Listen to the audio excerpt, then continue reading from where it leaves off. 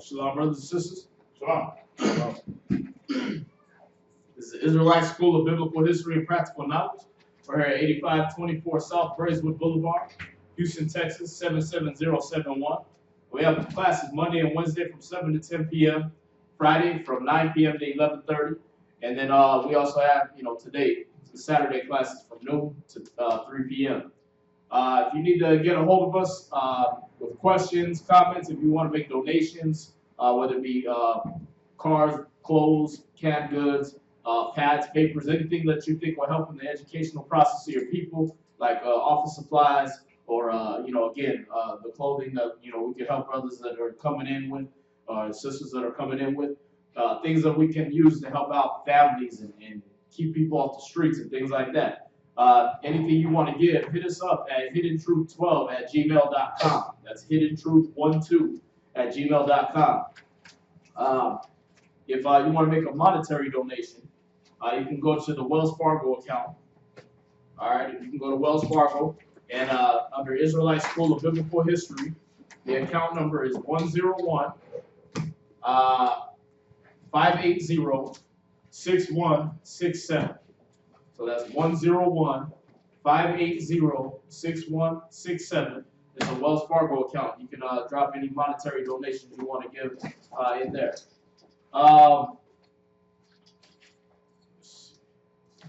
We got a few high holy days coming up, like we got Purim coming up, and then after that will be Passover, right? So anything y'all want to give to help toward that, the building that we're trying to get for the Passover, for that day, and to celebrate that, we can use help with that. It's not cheap, so we could definitely use help with that if you want to give toward that. And then also we're trying to get an RV so we can travel, state to state, and help other brothers and sisters that are already, gathered together, just need some guidance and some help. So, if you want to give toward that, we're trying to raise at least what, 7,000? Yeah, it's $8 grand. Yeah. Right, $8 grand to get an RV. But that can all go in the Wells Fargo account, or just hit us up on the email to contact us, and we'll let you know where you can mail checks or money orders or whatever you want to give. All right. But today's class, we're going to continue with the book of Esther. All right, and we left off in the Apocrypha under the rest of Esther, and that should be you got it.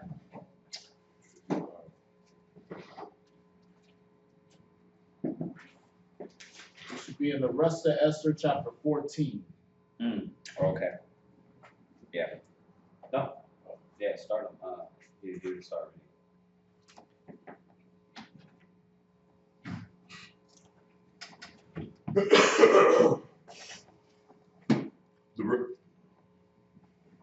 Esther in the Apocrypha, chapter 14.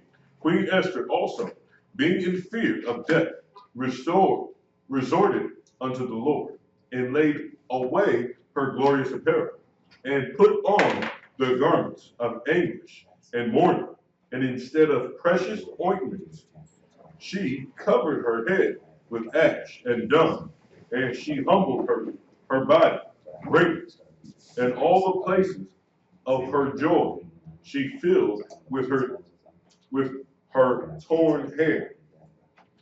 And she prayed unto the Lord God of Israel, saying, O my Lord, thou only art our king. Help me, desolate woman, which have no helper but thee. For my danger is in my hand, and my youth up have I heard in the tribe of my family, that thou, O Lord, tookest Israel from among all people, and our fathers from all their predecessors, for a perpetual inheritance, and thou hast performed whatsoever thou didst promise them. Verse 6.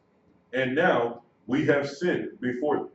Therefore hast thou given us into the hands of our enemies, because we worship their gods. O Lord, thou art righteous. Verse 8.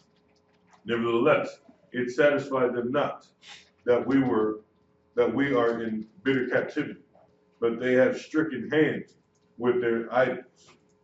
Verse 9. That they will abolish the thing that thou with thy mouth hast ordained, and destroy thy inheritance, and stop the mouth of them that praise thee, and quench the glory of thy house and of thy altar. Verse 10. And open the mouths of the heathen to set forth the praises of the idols, and to magnify a fleshly king forever. Verse 11. O Lord, give not thy scepter unto them that be nothing, and let them not laugh at our fall, but turn their device upon themselves, and make him an example that hath done this against us, that have begun this against us. Sorry. Verse 12. Remember, O Lord, make thyself known in time of our affliction, and give boldness, O King of the nations, and the Lord of all power.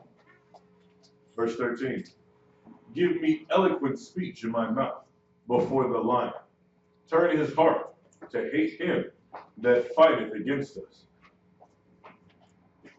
and that they may be an end of him, and of all that are like-minded to him. Verse 14. But deliver us with thy hand to help me that am desolate, and which no other helper but thee. But thou, but knowest all things. O Lord, thou knowest that I hate the glory of the unrighteous, and abhor the bed of the uncircumcised, and of all the heathen.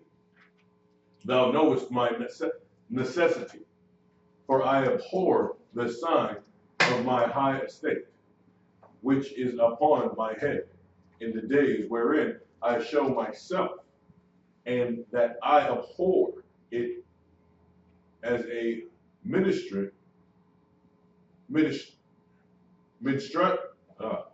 we at? minstrous rag, and I abhor it as a minstrous rag, and that I wear it not when I am private by myself.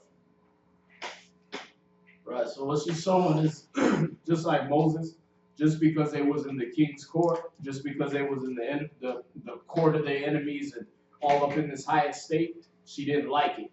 You understand? She wasn't joined in with their customs and with their ways and everything like that. She said she hated like a minstrel's rag, like a tampon rag. You understand? She didn't like that position. So she understood, especially after Mordecai gave her that guidance. When you go back to chapter 4 in the Bible, once she understood that this is not the place I'm at because I want to be here. It's the place I'm at because the Most High wants me to be here. You understand? Right. So there's a lot of those movies and stuff they put out. They act like Esther was just cool to be up in there. And no, she said she hated the uncircumcised. She hated having to be with this king. She hated to be in that position. You understand?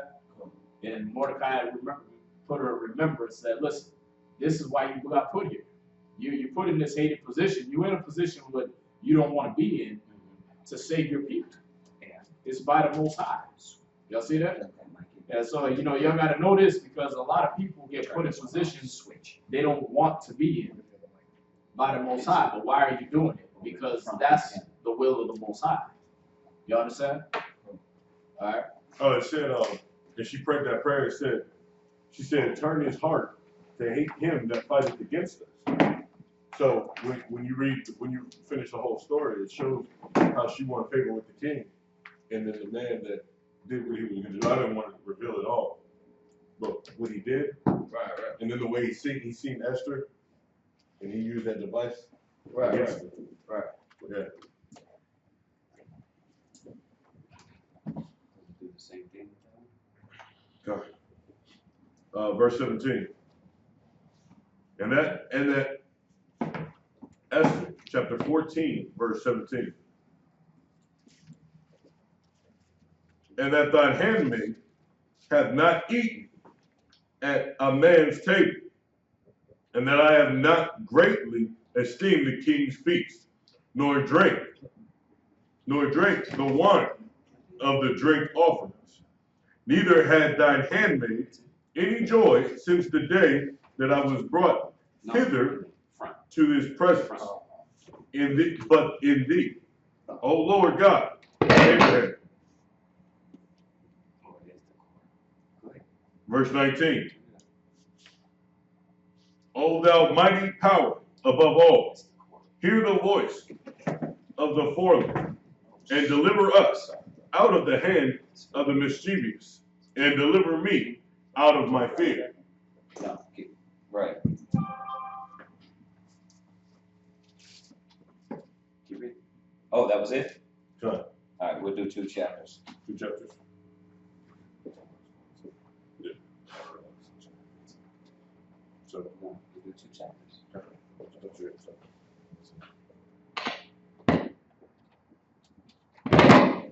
That's the core. Okay. Verse 15. Esther chapter 15 and verse 1.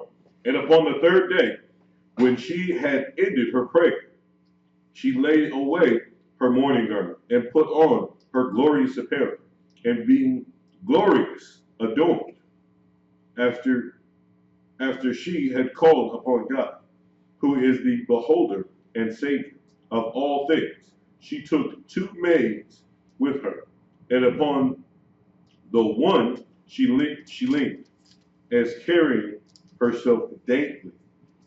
Verse 4. And the other followed, bearing up her train. Verse 5. And she was rooted through the perfection of her beauty, and her countenance ruddy. And she was ruddy through the perfection of her beauty, and her countenance was cheerful and very admirable. Amiable. But her heart was in anguish for fear. Verse 6. Then having passed through all the doors, she stood before the king, who sat upon his royal throne, and was clothed with all his robes of majesty, all glittering with gold and precious stones, and he was very dreadful. Verse 7. Then lifting up his countenance, that shone with majesty, he looked very fiercely upon her, and the queen fell down and was pale, and fainted, and bowed herself upon the head of the maid, that went before her. Then God changed the spirit of the king into mildness, who in fear leaped before his throne, and took her in his arms, till she came to herself again, and comforted her with loving words, and said unto her, verse 9, Esther, what is the matter? I am thy brother. Be of good cheer. Thou shalt not die, though our commandment be general. Come near. Verse 11. No, go ahead. Verse 11. And so he held up his golden scepter, and laid it upon her neck, and embraced her, and said, Speak unto me. Verse 13. Then said she unto him, I saw thee, my Lord, as an angel of God, and my heart was troubled for fear of thy majesty. Verse 14. For wonderful art thou, Lord, and thy countenance is full of grace. And as she was speaking, she fell down for faintness. Then the king was troubled, and all his servants comforted her.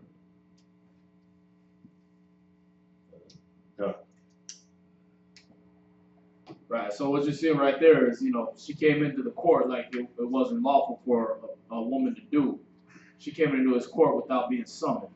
So when she came in and he looked at her all mean and everything like that, she basically did the, pass out thing, kind of fake like she, like she's scared of him and everything like that. And then he comes, jumps off the throne, all whooped and everything, and he catches her and he starts telling her it's gonna be okay, and even though it's the commandment, I'm gonna go ahead, just like what y'all was talking about in class last night. You know what I mean? Giving over his strength to the woman. Right. You know what I mean? But she used that. The Most High gave her that beauty and everything to use that against the king For Israel. for Israel's sake. Right. Y'all see that? Oh, yeah. Oh, from there, so we're going back to chapter 5. Right. Oh, but chapter 5 of the Bible. No, that's what's up. And then, yeah, and then yeah. Get some tea for that.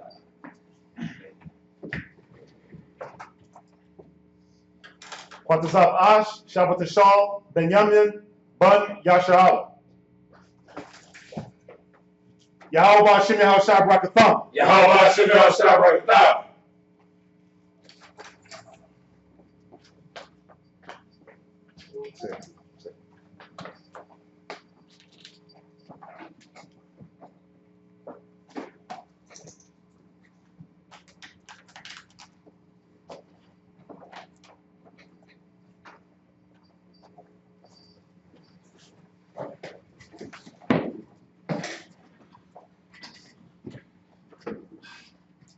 This is Esther chapter 5, verse 1 in the Bible.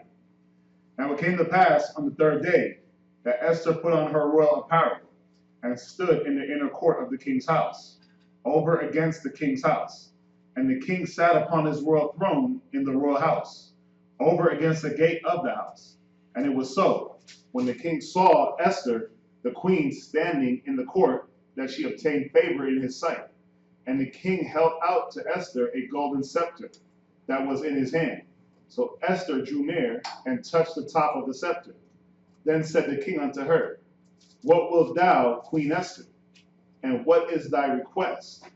It shall be given thee to the half of the kingdom.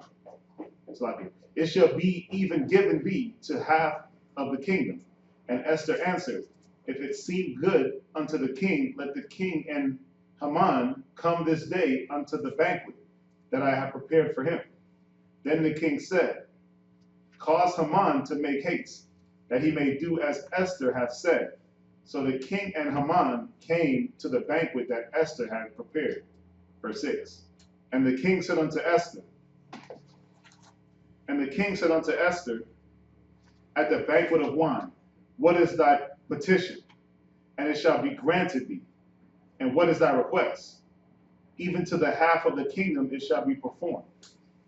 Then answered Esther and said, My petition and my request is, if I have found favor in the sight of the king, and if it please the king to grant my petition and to perform my request, let the king and Haman come to the banquet that I shall prepare for them, and will do tomorrow as the king hath said. Then went Haman forth that day joyful and with a glad heart. But when Haman saw Mordecai in the king's gate, that he stood not up, nor moved for him, he was full of indignation against Mordecai. Nevertheless, Haman refrained himself. And when he came home, he sent and called for his friends, and Zeresh his wife. Verse 11. And Haman told them of the glory of his riches, and the multitude of his children, and all the things wherein the king had promoted him, and how he had advanced him above the princes and servants of the king. Verse 12. Haman said moreover, Yea, Esther the queen did let no man come in with the king unto the banquet that she had prepared but myself. And tomorrow am I invited unto her also with the king. Yet all this availeth me nothing, so long as I see Mordecai the Jew sitting at the king's gate. Then said Zeresh his wife and all his friends unto him, Let a gallows be made of 50 cubits high, and tomorrow speak thou unto the king, that Mordecai may be hanged thereon. Then go thou in merrily with the king unto the banquet. And the thing pleased Haman, and he caused the gallows to be made. Right. So what you're saying here is Esther goes ahead and invites the king and Haman to this banquet, so a dinner at her house basically, right? So Haman, he's all lifted up, all happy because the queen is inviting only him and the king. So he thinks he's equal with the king. Right. You know what I mean? Yeah, he comes in and he's going into his family, telling them how great he is now, and but all that don't mean nothing as long as he's seeing this man disrespect him. As long as he's seeing Mordecai not bow down to him and scrape to him, the whole kingdom is already. But this one Jew, Mordecai, is just pissing him off because he won't bow down to him, right? So it's just never enough for the prideful. You know what I mean? It's like you already got the whole kingdom bowing down to you, but one man is making you so irate you want to kill a whole nation of people. Y'all see that? So his family tells him to have the gallows made, have basically hangman stocks made. You understand? What's that? We're in Esther, the 6th chapter now. We're finna go to Esther, the 6th chapter.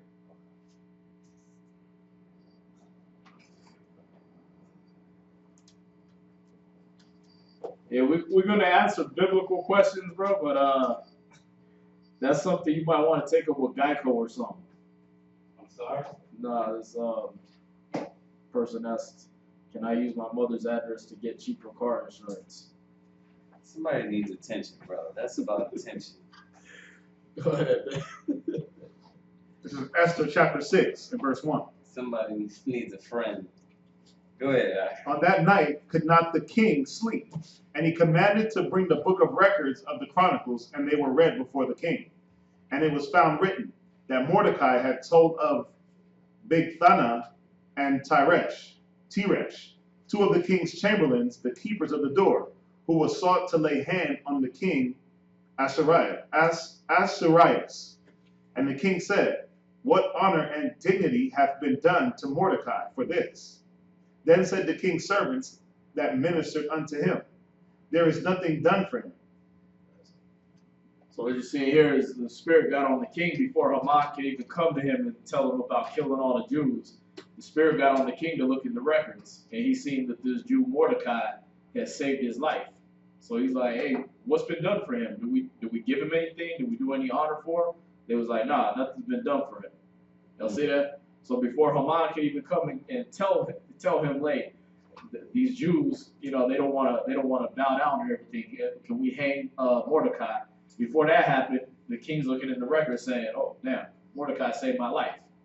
See that? We got to honor this man. Go ahead. Verse 4, Esther chapter 6 and verse 4. And the king said, who is in the court? Now Haman was come into the outward court of the king's house to speak unto the king to hang Mordecai on the gallows that he had prepared for him. And the king's servant said unto him, behold, Haman standeth in the court. And the king said, let him come in. So Haman came in, and the king said unto him, what shall be done unto the man whom the king delighteth to honor? Now Haman thought in his heart, to whom would the king delight to honor more than myself? And Haman answered the king, for the man whom the king delighteth to honor, let the royal apparel be brought which the king useth to wear, and the horse that the king rideth upon, and the crown royal which is set upon his head.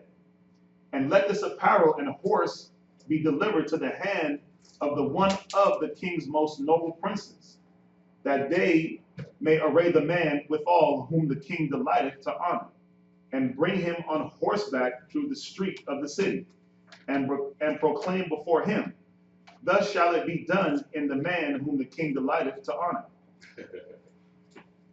Verse 10, and the king said to Haman, make haste, and take the apparel and the horse, as thou hast said, and do even so to Mordecai the Jew, that sitteth at the king's gate. Let nothing fail of all that thou hast spoken. Then took Haman the apparel and the horse, and arrayed Mordecai, and brought him on horseback through the street of the city, and proclaimed before him, thus shall it be done unto the man whom the king delighteth to honor. And Mordecai came again to the king's gate. But Haman hasted to his house mourning, and having his head covered. And Haman told Zeresh, his wife, and all his friends everything that had befallen him. Then said his wise men and Zeresh his wife unto him, If Mordecai be of the seed of the Jews, before whom thou hast begun to fall, thou shalt not prevail against him, but shalt surely fall before him. And while they were yet talking with him, came the king's chamberlains and hasted to bring Haman unto the banquet that Esther had prepared. So in verse 13, were they basically telling him not to mess with him? Yeah, that's what happens with the truly prideful, is they always got a chance to pull back and leave off of their little devices. Right. Like it says in Job, he said, the Most High speak once, yea, twice, yet man perceiveth it not. And he talked to him in a dream, right? And he said to withdraw man from his purpose and to take away pride from man. That's how the Most High does it. He gives you a chance and then another chance, so he's not unjust. Like, bro, your family told you to leave off of this plan. The same ones that told him to build the gallows. Right. They were like, listen, you know what? You might want to stay away from that. Right. Like, that should have included him right there. Like, y'all just had me build the gallows, man. But now y'all changing up and tell me to leave this dude alone. See that? Yeah. But that pride won't let him do that. See that? Now he going home like a little crybaby because he thought he was gonna get all this honor put on him. Like, who would he want to honor more than me, right? Oh well, do it to your worst enemy. Mm-hmm. Do it to the only man that won't bow to you in the whole kingdom. All that stuff you said sound good. Right. Y'all see that? So now he gotta take this man on horseback, the one he want to kill. He gotta lead his horse with him on it, with new clothes on and everything like that, and go proclaim through the city how great this man is, that he don't even like. Y'all see that? So that's why he went home like a little crybaby, crying to his woman and his wise men, and they told him, hey, if this man's really of these people, you might want to leave him alone. Y'all see that? Right. Where we at? Chapter 7. Chapter 7. Yes, I do too.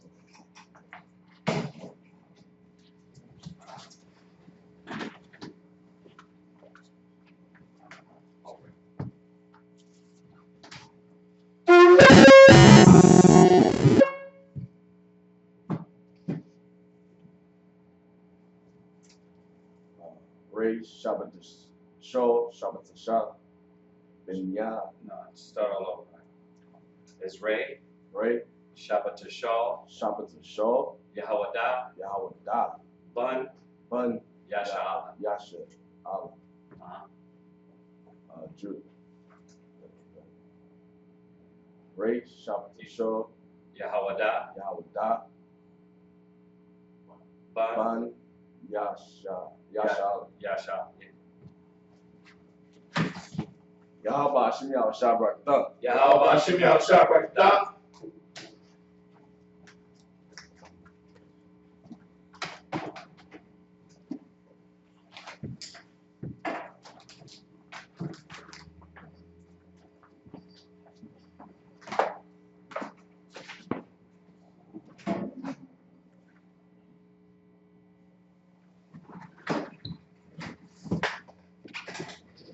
Esther chapter 7, verse 1.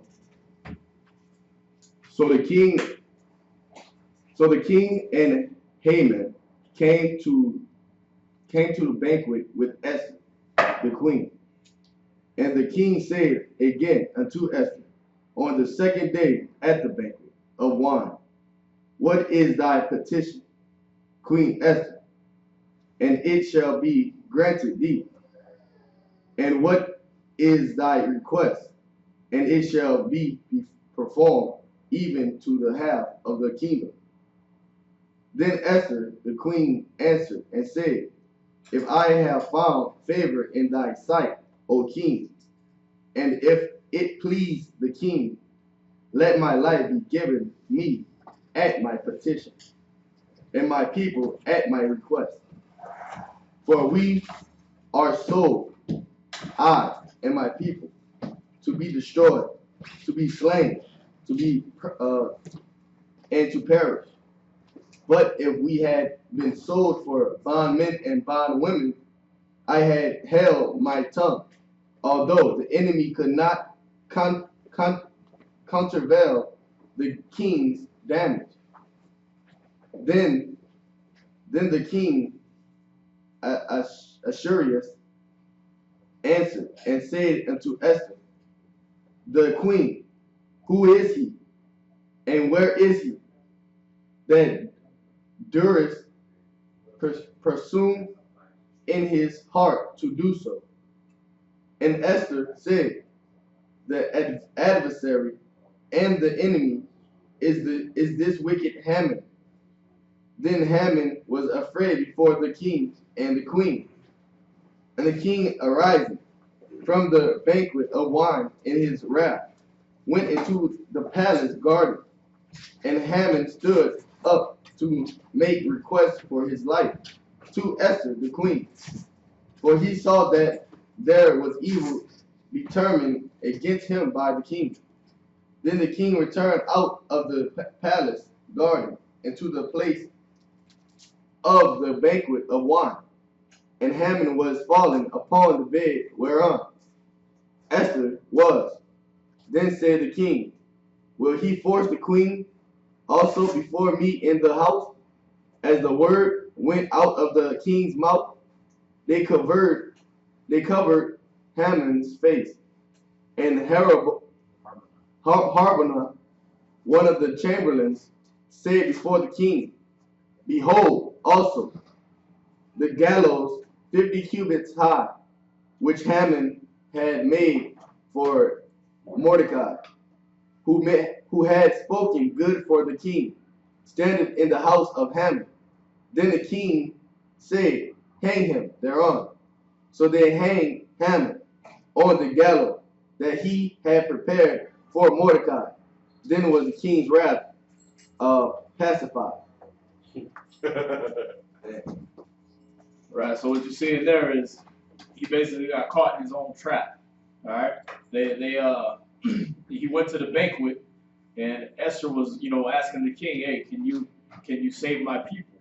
And, well, who's threatening your people? Oh, well, it's this Haman right here, Haman, that I invited to the banquet with you.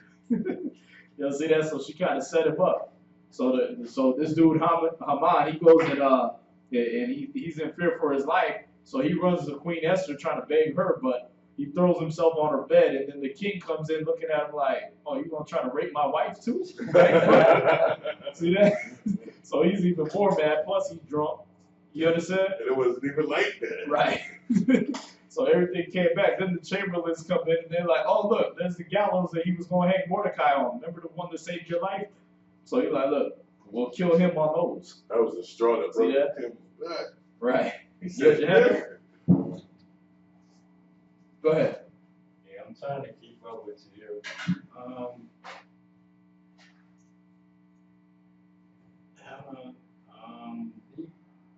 He said he was like terrified, so he knew that he was gonna die.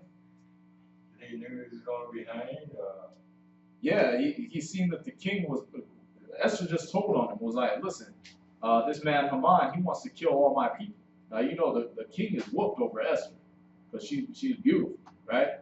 And he's whooped over her, man. So he said, look, whatever your request is, I'll give it to you up to half of the kingdom. You understand? So she's like, well, I just want my people saved. Well, who's threatening your people? Haman. This dude sitting next to you at the banquet. So the king, he's been drinking and everything like that. He's mad. He's in love with her and mad as hell at him. See that? He goes. When Haman seen that, when he seen that look on his face, he took off. So he's seen the king wants to kill him. See that? And so why did they build the gallows like 50 cubits high? Well, Haman had done that. He wanted to hang this man way high up in the air so that everybody would see you don't mess with Haman. You understand? He basically hung it basically 75 feet up in the air. All right? So everybody in the land will see you don't bow to me, then you're going to get hung. See that? You want to make an example out of it. Well, when the chamberlains, when the servants, they came in And they said, look, this is the gallows that he was going to hang your buddy Mordecai on, the one that saved your life. See that?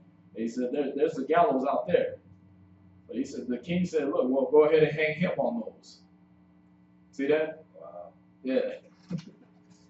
But that's what it said when you read Proverbs chapter 1. He said, for that they hated knowledge and did not choose, this is 1 verse 29, for that they hated knowledge and did not choose the fear of the Lord. They would none of my counsel. They despised all my reproof. See how he tried to tell them through his family and the wise men to leave this man alone? And he despised that, right? It said, therefore shall they eat of the fruit of their own way and be filled with their own devices. Y'all see that? So he had his devices set up against Mordecai, and the scriptures are true, man. It turned back on him. You said that was Proverbs 1, what chapter? 1 verse 29 through 31. All right? Got it. Where you at? Chapter 8. Oh, that was in there? Yeah, chapter 7. Right. So yeah, after he had Mordecai, or after he had Haman hung on those gallows, man, then it said the king's wrath was pacified. So he wasn't gonna stop until somebody died for that. That's how sprung Esther had got this man. Yeah, that's it says when a man's ways please the Most High, he will make even his enemies be at peace with him. So when we if y'all watched yesterday's class also, but we went over a lot of that also, but you can see how we fell from the graces of the Most High, and then we've always had to be in these captivities. But even in these captivities, the Most High came back and delivered us out of every situation to show the Most High, to show He was with us. And all we had to do was a little bit please the Most High, and that's how you see that. We're the children of the Most High, as opposed to bastards. The Most High just, leaves the bastards, man. He leaves these nations out there to their own devices. With Israel, man, He constantly forgave us, called us back, was with us at in everything we went through. Yeah. You say please a little bit. Yeah, like Israel was still doing foolishness. We were still off. The Most High wanted to see a little bit of sincerity from us. He wanted to see it. Think about it. We're in captivity. Right. We're in captivity right now. And yet we're still finding favor. So it's not like you can just see the Most High's mercy, man. You can see His mercy, us being in captivity, because this all could have went south. Everything could have went to the where, they killed Mordecai. They killed Esther. But the Most High put a spirit on both of them to work together in unity for Israel. Right. Chapter 8, yeah, he does. Esther chapter 8, verse 1.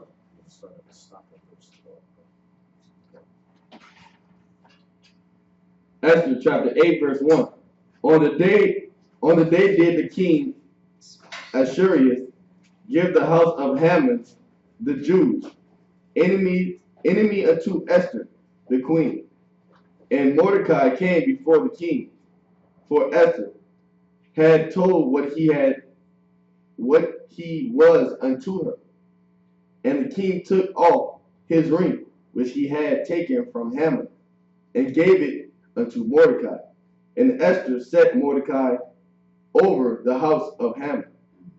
And Esther spake yet again before the king, and fell down at his feet, and besought him with tears to put away the mischief of Haman the Agagite, and his device that he had devised against the Jews.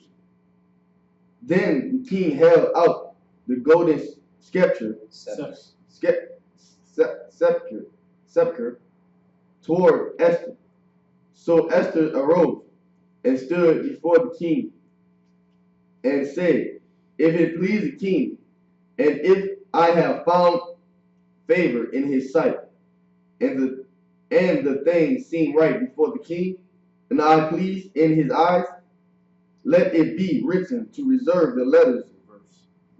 the letters devised by Haman, the son of Hammedatha, the Agagite, which he wrought to destroy the Jews which are in all the king's province. For how can I endure to see the evil that shall come unto my people?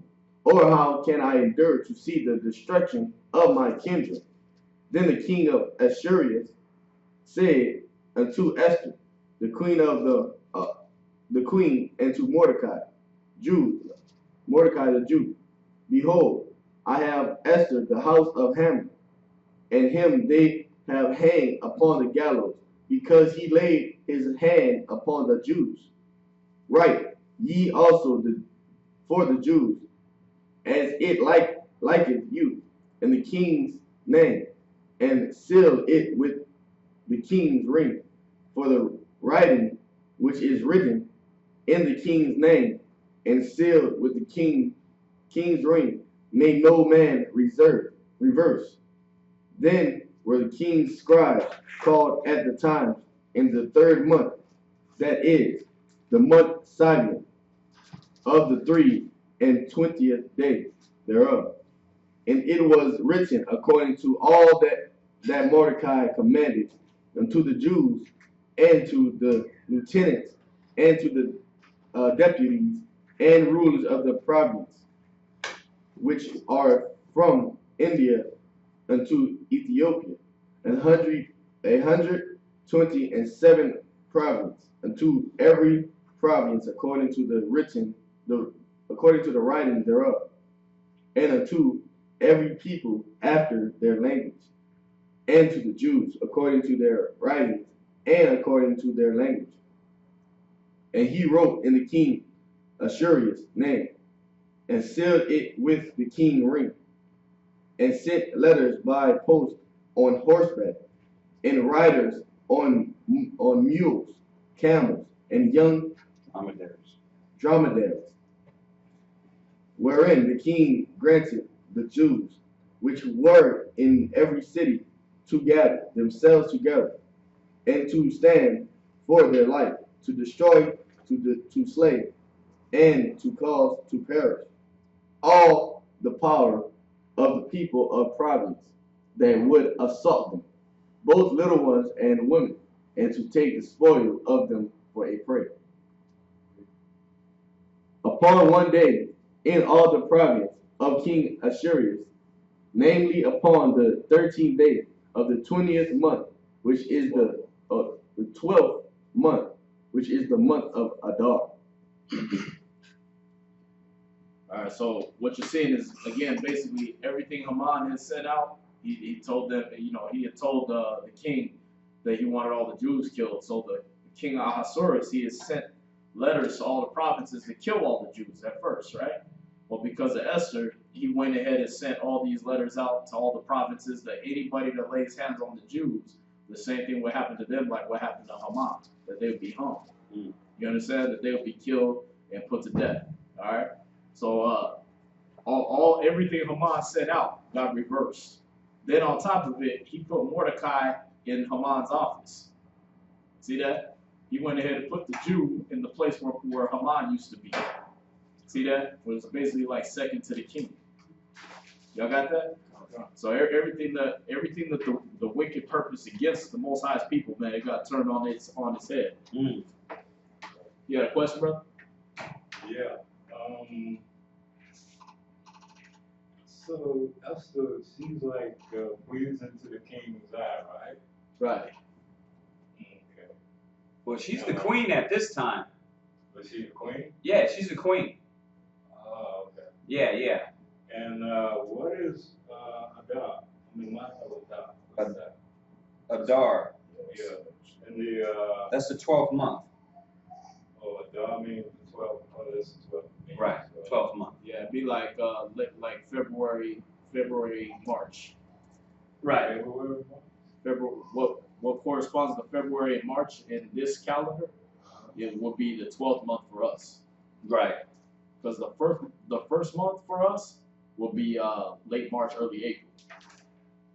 That's what they call a bid. Yeah, remember when you go to Daniel 7:25, the wicked, they change the times and the laws. See that? All right, go there for him real quick, huh? 7:25? Yeah, read it for him real quick.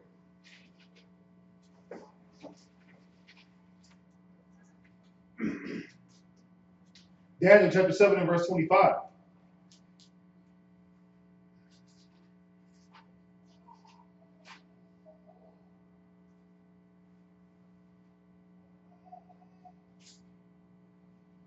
Yeah, that's why they always pinpoint, exactly, the days and times of the month, so that way we know when to celebrate it, as opposed to, saying, oh, this was February. Remember, we were in the Persians and Mede captivity, so we made sure we mentioned what calendar day it was for us, because every captivity we went under, they had their own calendar.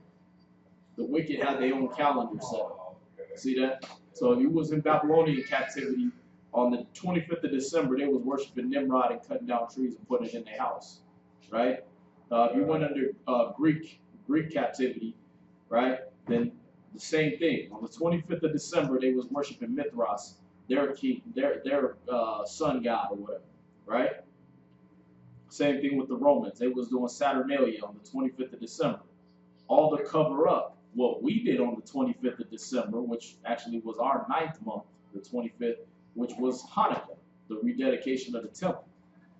Y'all see that? That's why when you read in the Apocrypha, it says, look at what time and what day they had profaned the temple. See that? Because they went ahead and did it on that exact day that we were supposed to be celebrating. Y'all see this? The same thing when you go here to Esther. This was the day that Haman had them send all those letters out, and when the king reversed it. When the king went ahead and reversed it and said, no, anybody lay hand on the Jews, they're going to be put to death. See that? So that happened, and we going according to our calendar, the 12th month. All right. So if you're in American captivity, Greek captivity, Roman captivity, you know it is the 12th month according to the Hebrew calendar. All right. Well, the 12th month in the Hebrew calendar corresponds to the second month, or the second or third month of the American calendar. You understand?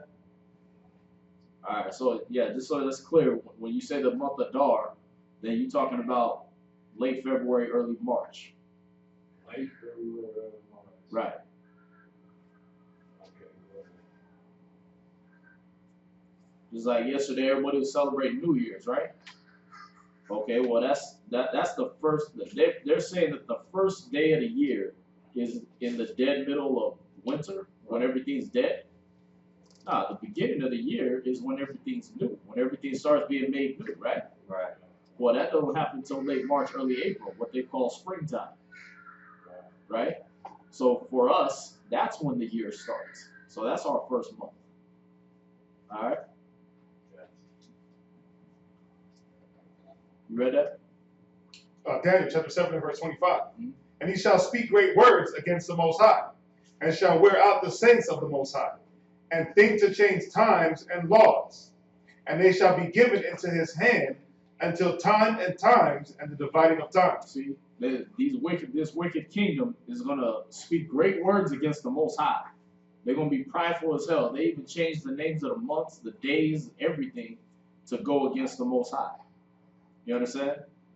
So they're going to speak great words against the Most High, and then it said they were gonna change times and laws. So what did they do? They changed the calendar up. Every captivity, we coming with our calendar. Screw your calendar. See that? The original real calendar is the Hebrew calendar. All right. For the person that asked online, the Hebrew language is as old as Adam. All right. It was put into him. That's why when you go into Genesis and you read about Eber, the man Eber, his name is where we get the word Hebrew from, or Ibar. It means the past. because he kept the language of the past. So everybody before Eber was speaking Hebrew. Then you had the Tower of Babel came and all the languages got confused. You can read about all this in Genesis. All the languages got confused, but Eber, he kept the language that was before the confusion, which was Hebrew. All right? That's why every language on earth, even I was watching this series, man, the Japanese put out, and they find in the, dang, we used to speak Hebrew. All our language, all the characters and everything like that, they coincide with Hebrew. They're pronounced the same way. They mean the same thing. See that? So you were saying like our language, it's like where other languages come from? There you go. It's the root of every language on this planet. You can go into any language and find a trace of Hebrew in there. Yeah. You understand? Or you find you'll find our story of the beginning of the earth in their culture. Or you find some of our feast days in their culture. Why? Because everybody took from us. Remember, when you read Romans 11, he said that their fall, the Gentiles got rich. Romans 11? Is it what, 11:7? It's the whole chapter, right? Yeah, I mean, you can read the whole chapter. Okay. But yeah, specifically, it said through their fall, the Gentiles got rich. So when you look, when Israel fell, all the other nations got rich off of that. Rich not just in wealth, but even in their spirit. Yeah. Yeah, 11 and 11 is what he's talking about. Oh, So yeah, a lot of what they know about astronomy, astrology, architecture, and everything like that, they got from us. They got from raiding our libraries, from taking our scrolls. You understand? From taking our books. They got all that knowledge and wisdom and everything like that from us. Mm-hmm. so just out of curiosity, what happened to all that stuff? A lot of these nations either got it still stored up in their libraries, like Alexander the Greek had the Library of Alexandria, and he had raided Israel, took all our books, took all our knowledge, and put it up in his library, right? You got the Vatican in Rome. They got a lot of our books, a lot of our history. When they sent them Knights Templar down through the Crusades to raid Israel, that's what they were going for. They tried to tell you they was going for the Holy Grail, like they was really looking for a cup Jesus drank out of. All right. Well, Christ, they called him a drunkard and a wine bibber. That means he drank out of damn near every cup that was set before him. So they wasn't looking for no Holy Grail. They was looking for our books and for the Ark of the Covenant. You understand? But they make it sound all romantic, like we was on this holy quest. You understand? Yeah, these guys were looking for our books so they could have knowledge. Remember, these cats was still not bathing until the 14th century. We was having to teach them how to bathe in the 1300s. Yeah, this is out of the Josephus. And Josephus, once again, he was a historian and wrote down basically the same accounts of the scriptures, right? It's 99% on point. But, there's a few things that have discrepancies. But one of the points I'm going to read about is about Abraham. And this is Book 1, Chapter 7. This is on page 38 in the Josephus. It says how Abraham, our father, went out of the land of the Chaldeans and lived in the land then called Canaan, but now Judea. But when you jump down here, it says here, verse 1, for which reason he begun to have higher notions of virtue than others had, talking about Abraham. And he determined to renew and to change the opinion all men happen then to have concerning the Most High. For he was the first that ventured to publish this notion that there was but one God, the creator of the universe, and that as to other gods, if they contributed anything to happiness of men, they each of them afforded it only according to his appointment, meaning to the creator's appointment, and not by their own power. This his opinion was derived from the irregular phenomenon that that we were visible both at land and sea, as well as those that happen to the sun and moon and all the heavenly bodies. So it's just showing you that everybody was worshiping these other gods during the time of Abraham, but he was the one that came in with the wisdom and understood that if you get anything from the other gods, really it's coming from the Most High. And he said, look at the sun, the moon, the stars. Look at these things the Most High created. Right?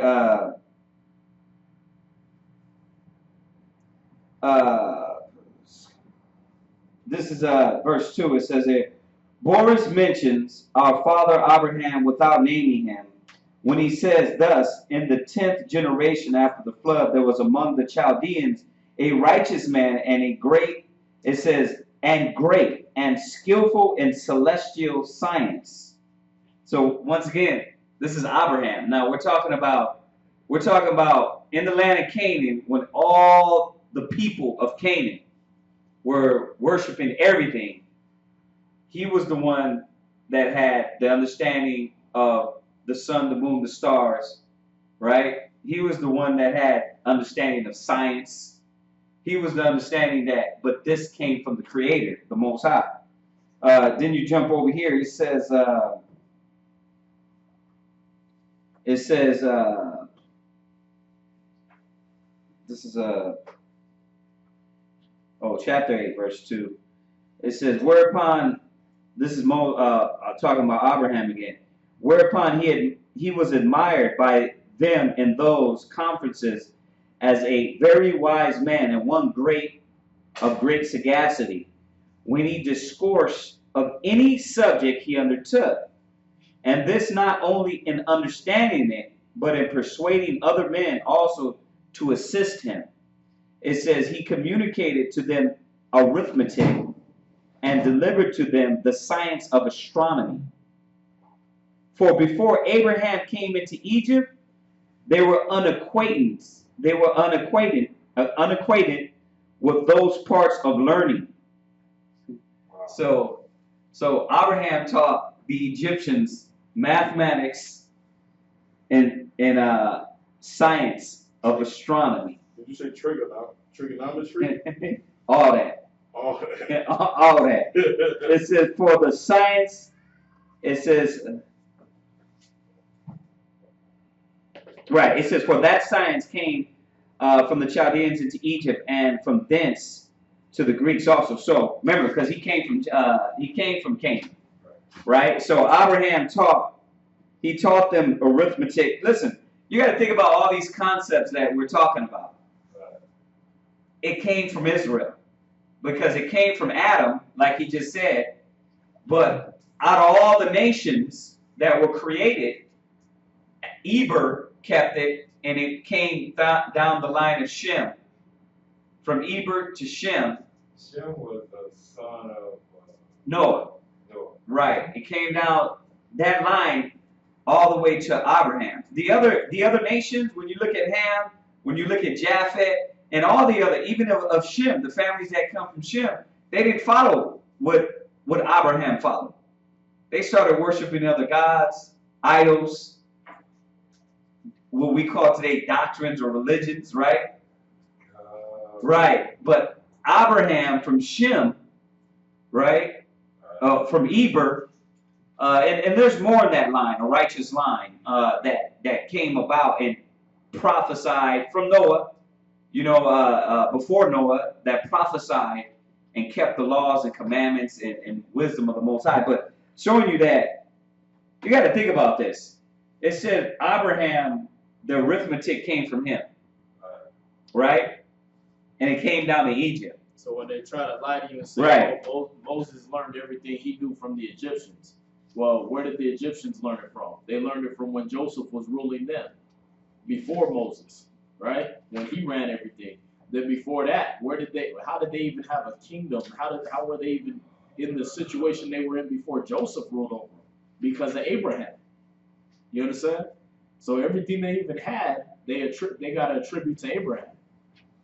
You understand that? Yeah, so I mean that's all going to come right back to us, the Hebrews. See that? And then once again, I always go into this is, okay, they got the first, you want to say they have the first written language, which some people are ignorantly saying.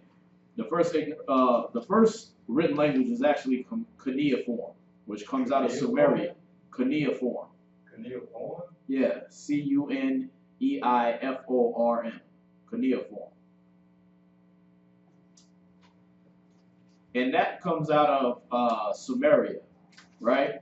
Well, when you go back into the books, you find out that Eber ran Mesopotamia, which is where Sumeria comes from. See that? Is that like now in the land of Jordan? It's around like modern day Iraq. Right. You know, all that. Mesopotamia. All that yeah, Mesopotamia. Right. Yeah. Right. That's where they say civilization started. Right. And you find out that Eber ran a city called Ebla, that was the chief city of Mesopotamia. Where'd you get that from? That's in the ancient guides of Mesopotamia. Oh, really? Yeah. Okay. Brother studying, huh? Yeah, it's that's called nice. Ancient Mesopotamia, the Handbook to Life in Ancient Mesopotamia. You can read it on page 318. Oh, really? Oh, really, brother? I need that. Damn, brother. Did I got that book? You said, what's the name of that book? The Handbook to Life in Ancient Mesopotamia by Stephen Bertman. The what to life? Handbook to Life. Handbook. What's the name of it? The handbook? That's the name of the book? Uh-huh. Oh, ancient Mesopotamia. Right. But let's see, where's it say? What page is that? 317, sorry. And it says, Abraham's homeland was not Israel, but ancient Iraq. The Bible calls the city of his birth Ur of the Chaldees. Right. This city may have been the Ur excavated by Sir Leonard Woolley in southern Mesopotamia, or its namesake Ura. All that means lights in Hebrew, a war. All right. Located in the northwest. Locating Abraham's birthplace in the north makes sense in terms of his ancestry. The names of his great-grandfather, grandfather, and brother are synonymous with the names of cities in the region. So that his family was so big time, they actually named cities after his family members. You understand? In what is now Iraq. Let's see. The same area from which Abraham later sought a wife for his son Isaac. Moreover, an inscription found at the powerful city of Ebla reveals that one of its greatest kings bore the name Ebron, the same name as Abraham's great-great-great-great-grandfather, the ancestor for whom the Hebrews were named. Y'all see that? That's cool. Yeah, it says that the language of Ebla was in fact the direct ancestor of the Hebrew language. And in its cuneiform tablets, we read the people named Abraham, Esau, Ishmael, and Israel. Dang. A veritable telephone directory of Hebrew personal names. Oh, man. Now this is in cuneiform. Now, like I always tell people, why would somebody have to write something down? Like Hebrews we had an oral tradition. We told our sons and they told their sons, right? Why would you have to write something down? Because you're getting information that wasn't originally yours. See that? When you go to school, why are you taking notes? Because you're getting new information you never heard before. You got to write it down. Right. It's not part of you. For us, the scriptures, the commandments, that was in us. You understand? So we didn't need no written language. Right. That's why Abraham, he didn't walk around with a Bible. This was oral tradition that was passed down. Yeah, he was righteous. It was in him. See that? The law was in him. Mm. All that was in him. Everybody he talked to, though, was like, whoa, let me write that down. See that? When Abram was speaking to the people of Mesopotamia, they was like, whoa, let's write this down in cuneiform. You understand? Then when Abraham goes to Egypt, whoa, let's write this down in pictures, because we don't even have a written language, so they drew pictures. See that? They try to tell you them hieroglyphs is some ancient language. That's not a language. It's pictures. You understand? It don't mean nothing but what they scratched on the wall. They want to say there was an owl here. They scratched in an owl, a picture of an owl. You understand? They didn't even have a written language, but they were taking notes off of what they learned from us, from Abraham. See that? So by the time Joseph ends up ruling, they have Abraham's wisdom or his knowledge in order to have a city called Egypt. You understand? Then Joseph ends up ruling because they don't even know how to keep themselves through a famine. So Joseph has to come in and save them again. Right. See that? Then they have to write all that stuff down that he had them do, because it wasn't in their brain to go ahead and say, okay, we're having a famine. Let's go ahead and store up food right now while we got it. See that? Okay, so he saves them after a succession of Hebrew kings, what they call the Hyksos, right? After a succession of them, finally this Pharaoh rose up that didn't know Joseph or the Most High. That's what you read in the book of Exodus. And he decides to put the Hebrews in captivity. Why? Same way as America did. We ran this country, America. You understand? Black people ran this country. There was 8 presidents before George Washington got in office. I knew it. All right, I think like 3 or 4 of them was black. I knew it, man. Right. Not, but you going back to. Right. I was thinking more like 5 or 6, but it was more than 5 or 6. Huh? Yeah, there was 8 presidents around the United States in Congress assembled, but just like Egypt, they had to cover up the fact that black people helped them establish their country.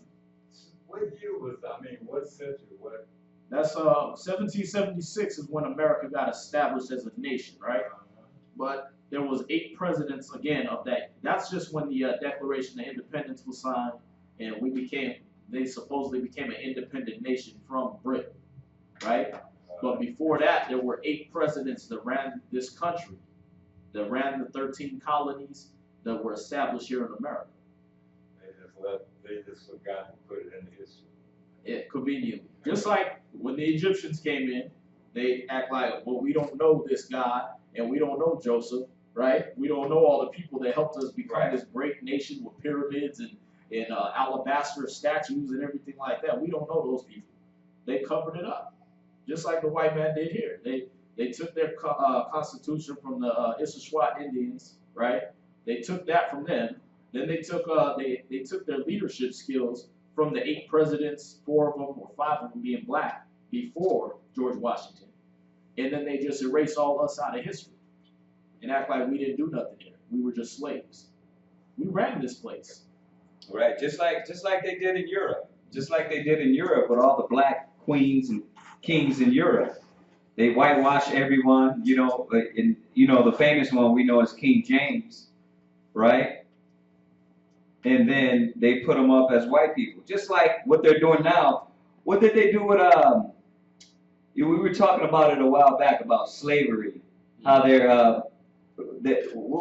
you said they're rewriting it a certain way to where it's not slavery. They were they changed the textbooks. Yeah. They changed the textbooks here in America to say that it was what was it? Unpaid internship. Like we came over here like, damn, picking cotton looks like a good career. You know what I mean? Let me go ahead and intern for that. Y'all see that? That's what they changed. Now they did the same thing in Egypt. That's why when you go through Egyptian history, you go through their books, you don't hardly find a time when they were broke and didn't have an army. Because that one, you can look that up. It's called Egyptian Watergate. But basically, there was a time when the queen that was left over there in Egypt after Moses and our people left, she didn't have an army. It was all under the sea. You understand? She didn't have a pharaoh. It was all under the sea. You understand? But what she did was she contracted with this other African nation and had them bring over one of their princes, and she married him and put him on the throne as a pharaoh and covered up the fact that she didn't have an army or anything like that. Yeah, you can go into, like I said, you can Google that. It's called Egyptian Watergate. wow. And they basically covered up that whole thing, man. They covered up the fact that we left out of there. They didn't have a workforce. They didn't have people buying anything from them, because we were just like in America, we were their whole economy. They built their whole economy was centered around us buying from them, building their nation, everything. You understand? When we left, they had to make themselves still look strong so other nations wouldn't just come in and raid them. So she went and married this man from one of these other African nations, set him up as if he was Pharaoh, but she still ran the show. This was Pharaoh's wife. You understand? So yeah, all these cover-ups and everything like that they've been doing. You can watch that throughout history. Why did Queen Elizabeth I that's over there now, Queen Elizabeth that's over there now, why does she call herself Queen Elizabeth when she ain't even in that lineage? She's not in the lineage of Henry VIII. You understand? But she called herself Queen Elizabeth. Why? Because Queen Elizabeth I was a black woman. But when history looks back, they're going to see Queen Elizabeth as this pale, half-dead white chick. The current queen right now? Yeah. You understand? When history looks back, because she got the same name, they're going to be like, oh, that was Queen Elizabeth. But they ain't going to, the real Queen Elizabeth was black, big lips, nappy hair, everything. That was the daughter of Henry VIII? Yeah. And Henry VIII was the Tudors, right? Yeah. Henry Tudor. Henry Tudor. Right. That's a lot, right? Dang. No, that puts it together. Yeah, we ran Europe for a long time, man. Like I said, you get that book Nature Knows No Color Line by J.A. Rogers, and he'll tell you all about that, man. We ran Europe for a long time. And a lot of the Germans, English, Irish, they got black people in their coats of arms. You understand? That means when they go into they coat of arms and they say, "Who's that?" Oh, that was my boyfriend right there. Or that was my baby daddy right there. But you was married to this man? Yeah. The chick would be married to a white man, but had a black man in her coat of arms because he was her favorite servant.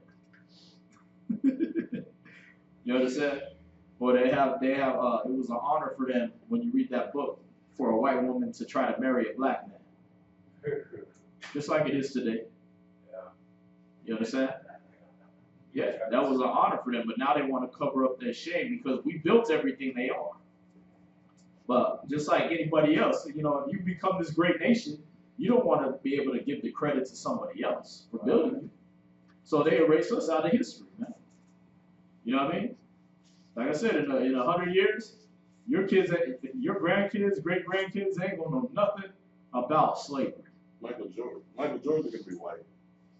Yeah. As soon as they kill him off, they're gonna have another dude be Michael Jordan right behind him. Light skin. If they don't give him vitiligo, right? They're gonna have another one right behind him, trying to make him the next great basketball star and cover up Jordan. You understand?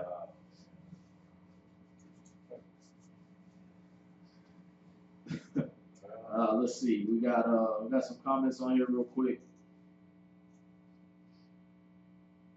Is there hope for Americans, especially for African Americans? What would be the first process? Thank you.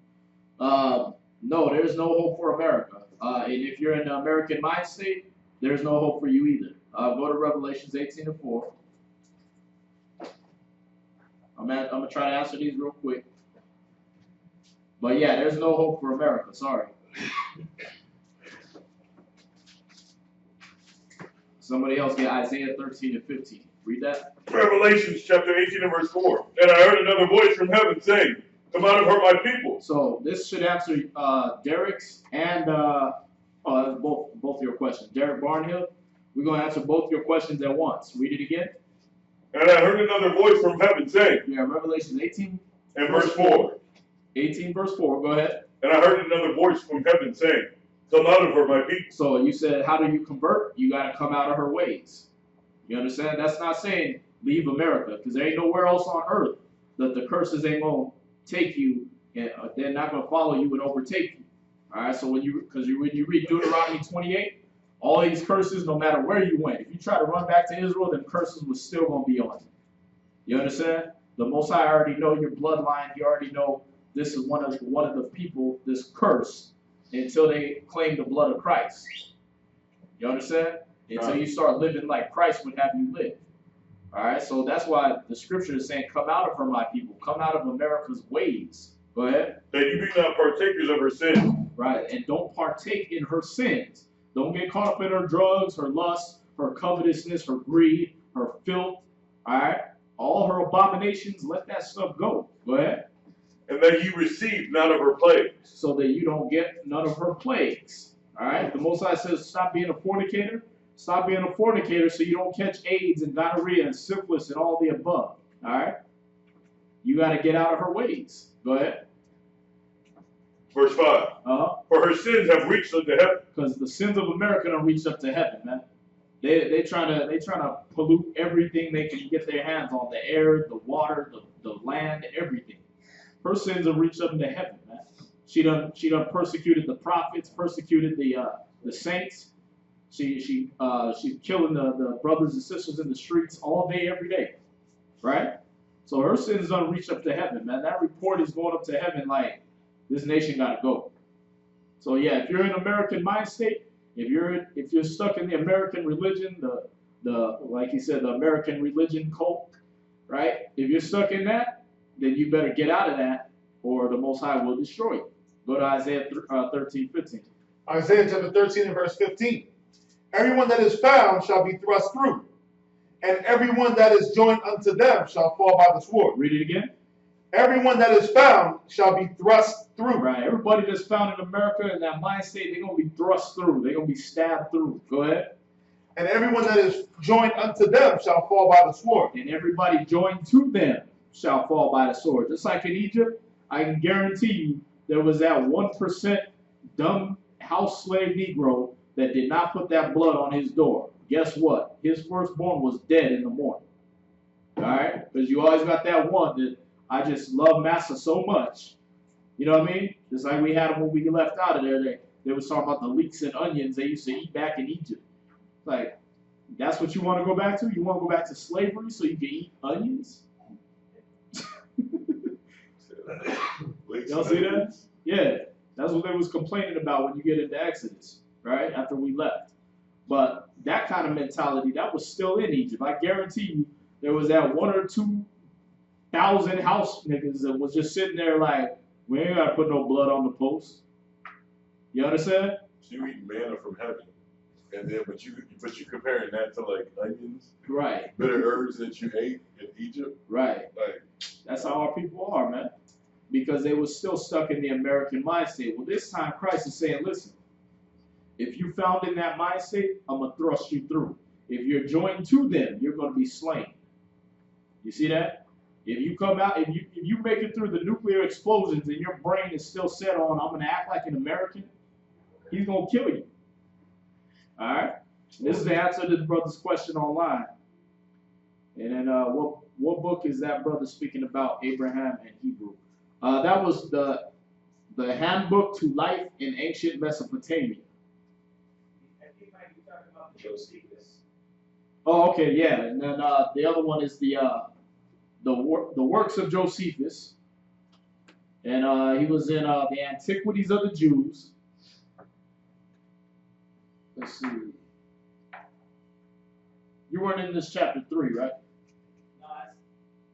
No, it's at chapter 2, I think. It's book 2 or something. Book 1? Yeah, I got it. Yeah, it's Antiquities of the Jews, book 1, chapter 8. You can really just read the whole chapter. That's the same thing when you look at biblically. When you look at Lot's wife, right? She got turned into a pillar of salt, not just because she looked back one time, but because it was that mind state she had. Yeah, when you read Josephus, he tells you she was too nicely inquisitive. She kept looking back like she missed the place, like she didn't want something to be destroyed back there. That's why the Most High turned her into a pillar of salt. Y'all see that? So when you read Isaiah 13 and 15, read that again. Isaiah chapter 13 and verse 15. Everyone that is found shall be thrust through, and everyone that is joined unto them shall fall by the sword. See that? He said everyone that is found, they're going to be thrust through. This should answer Mr. Punch-Out's question. They're going to be thrust through. And everyone that is joined with them, they're going to be slain with the sword. All right? Let me get this other one. Should be in Isaiah 14.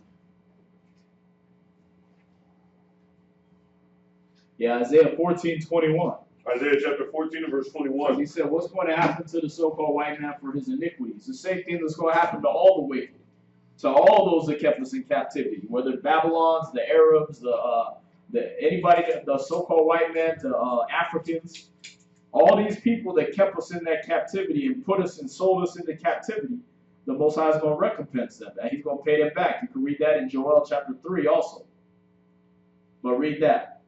Isaiah chapter 14 and verse 21. Prepare the slaughter. Prepare what? Prepare slaughter. A banquet? Slaughter. A nice UN feast? Prepare slaughter. All right. He said, prepare slaughter, read. For his children. For his children. See that?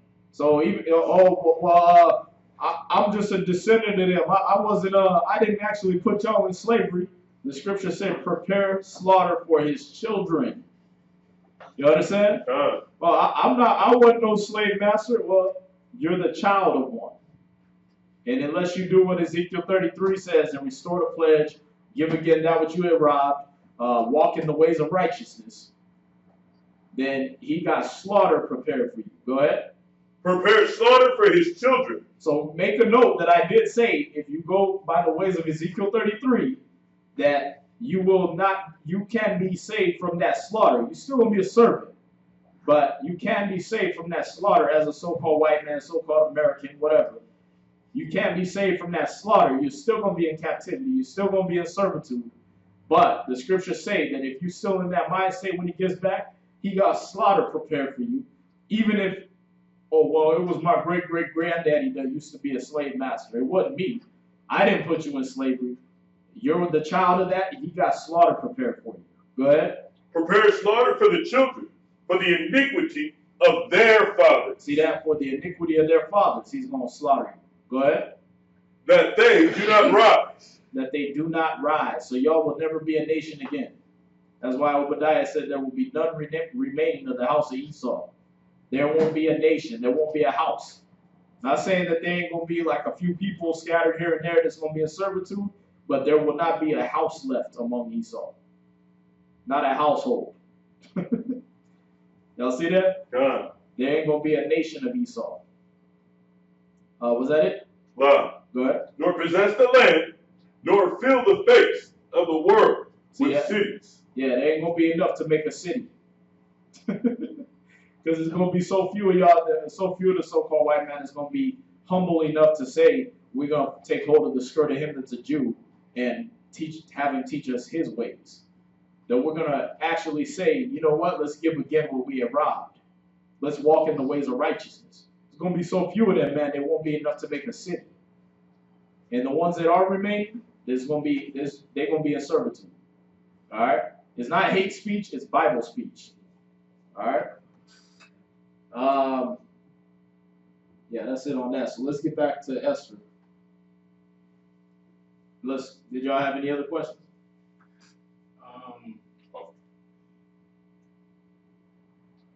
You know, I'm kind of like a little bit lost on the history of like how we ended up in Africa to be sold to slavery. Is that how it happened? We got to go through that. We got to go through that with you, man. But I'll give you a short, short version of it. All right. This is from Babylon to Timbuktu, page 84. You want to read it? Babylon to Timbuktu. That's a book. Yeah, it's by Rudolph R. Windsor. He's a noted black scholar. You can have this too.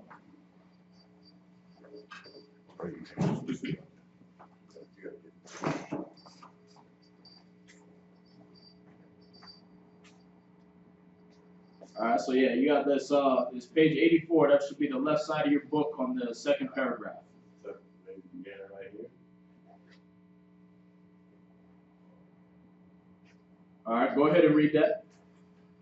From Babylon to Timbuktu, page 84, second paragraph. In 70 AD, General Vespasian and his son Titus put an end to the Jewish state with great slaughter during the period of the military governors of Palestine. Many outrages and atrocities were committed. Read it again. In 70 AD. So in 70 AD, right? This is Anno Domini. This is a few years after Christ, about 30-some years after Christ had died, about 37 years after Christ was dead. All right, go ahead. General Vespasian and his son Titus put an end to the Jewish state. Now this is a Roman general and his son, right? And this man Vespasian later went from general to emperor Vespasian. All right, him and his son Titus, they put an end to the Jewish state, to our nation. All right, how did they do it? With great slaughter. They killed a lot of us. All right, so after Christ had died, a lot of these apostles had been martyred and killed or exiled or whatever. Then they came in and they decimated Jerusalem. All right, the Romans did this. Go ahead.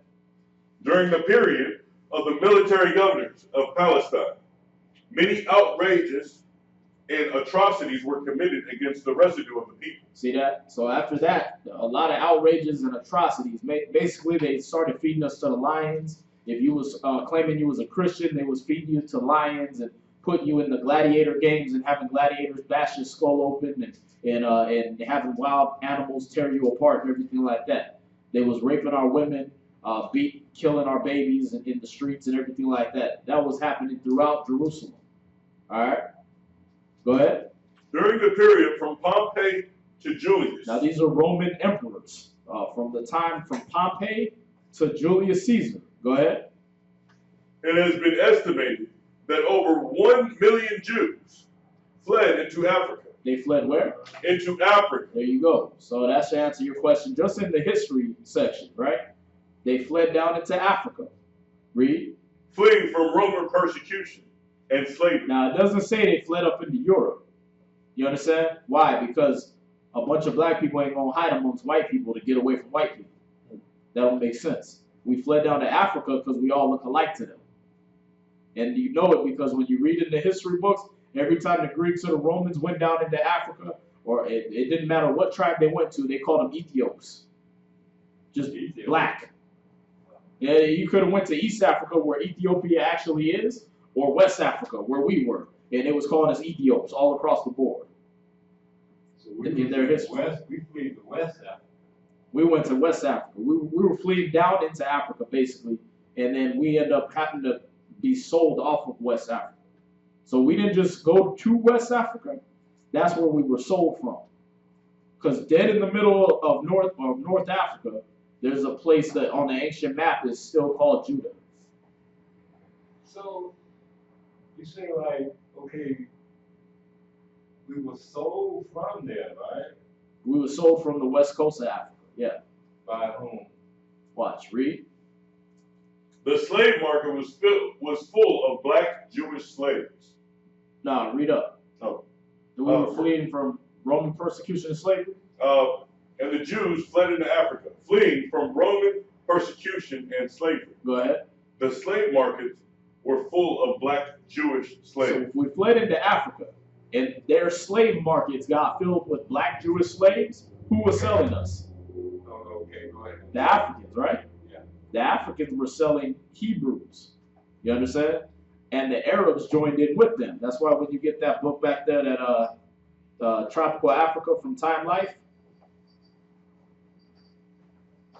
is it still up there? No. The cover might be off it. No, it's a big book. Why he's doing it, I got a question for you. Yeah, it's up here. It's up here. There was a lot so they didn't set up a slave market until we arrived there?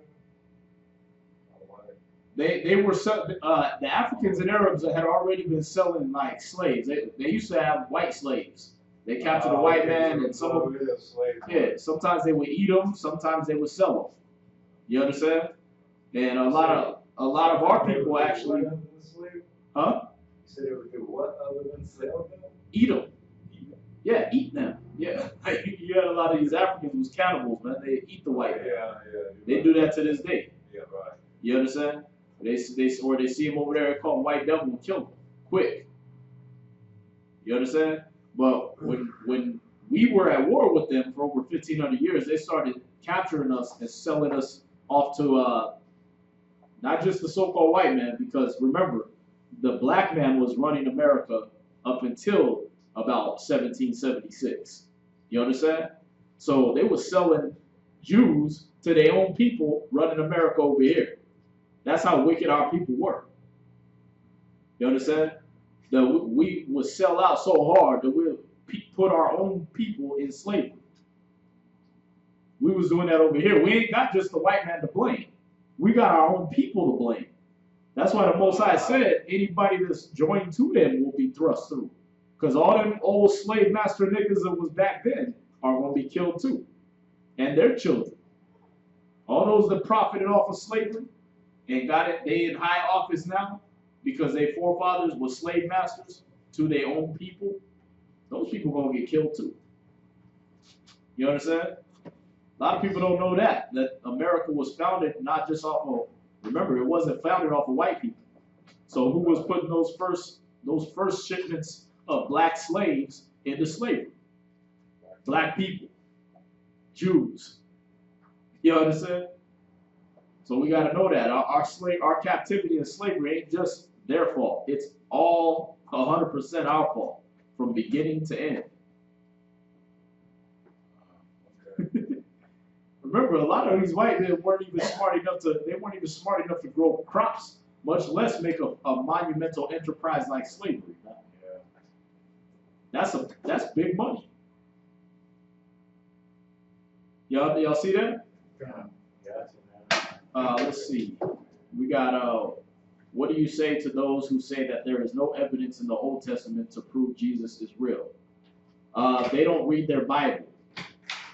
2, there's no evidence to support any of the scientific facts you won't come with either. You can say you can go into any doctrine you want that science created, and you can't prove that's real. You can't prove that light travels at 186,000 miles per second. You can't prove that because you can't run that fast. It ain't nothing to clock light. You don't know when it starts and where it ends. So if they say that there ain't no proof, they haven't read the Bible. Right. We can send them a link on that. Right. We touched on that topic before. Right? Yeah, we got the cable show on that one. Yeah. Jesus is in the vision of Daniel 10 and verse 5, when he was with Shadrach, Meshach, and Abednego in the fire furnace. Right. Right. So yeah, Daniel's 3:25. They could read that. 2nd Ezra 7 and 28 and verse 29. They could read that. His name is specifically in there. Let's see. And 95% of the slave ships were owned by European fake Jews. Sort of.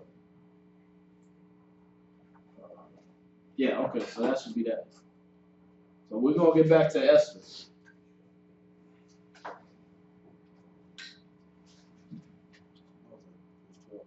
Right, so we'll pick up right here. Real quick. Can you tell me who the 10 crowns of Revelations 13 and 1 are? Right. We don't usually go into Revelations too much, until you get to class.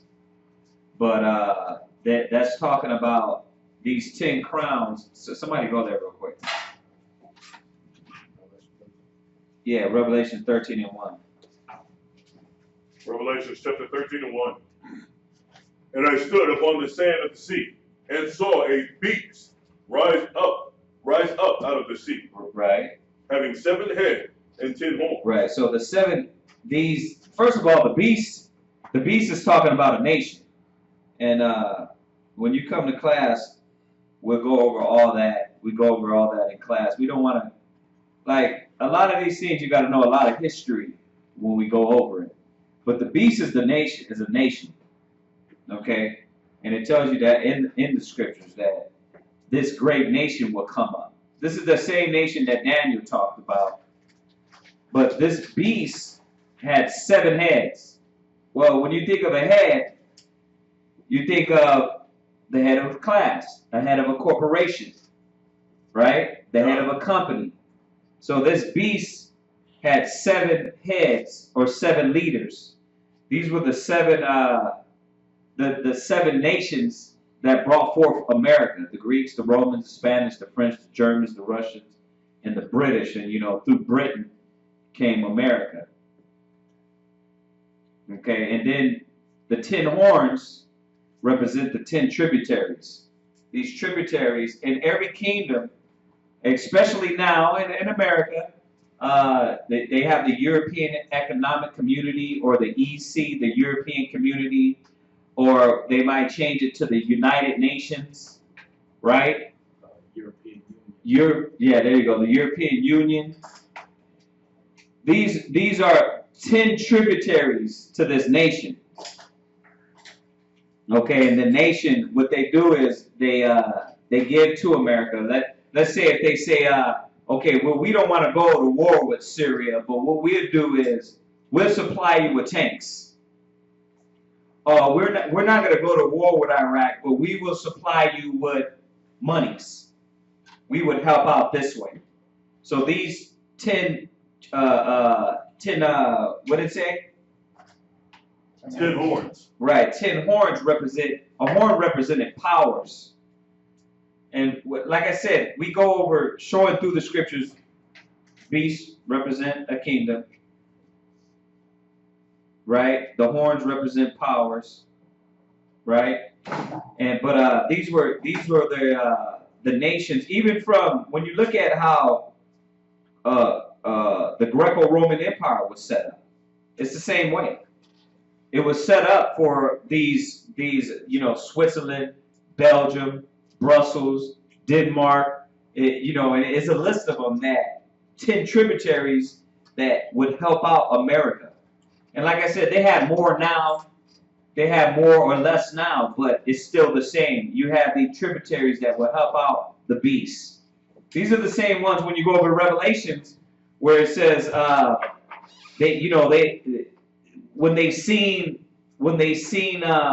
Babylon on fire, they were angry and upset because they knew that their merchandise wouldn't get sold.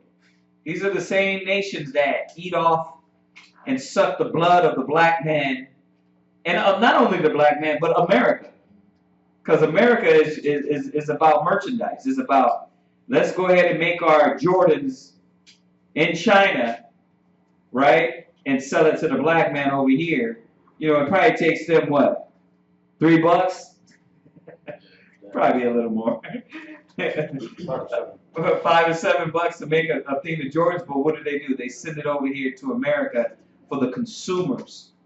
So, these 10 tributaries, they eat off of America, but also they support America in all of their decisions. And if you don't support America, what happens? Sanctions. Yeah, you get sanctions on you. You're treated like an outcast. You're not part of us. And we'll probably create a war in your country because you didn't want to support us with military, monetary resources, oil, all these things. So that's what the 10 tributaries were. What did it say? The 10 horns. Okay. All right. All right, so we are picking up at the rest of Esther in the Apocrypha, chapter 16. And this goes right after Esther 8 and verse 12 in the Bible. All right, so you jump from Esther 8 verse 12 in the Bible, and you go to the rest of Esther chapter 16 in the Apocrypha.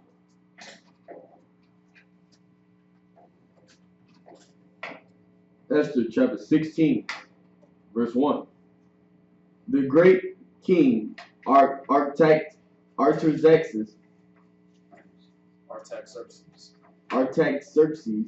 unto the princes of and governors of 170 and 20 provinces from India unto Ethiopia, and unto all our faithful subjects greetings.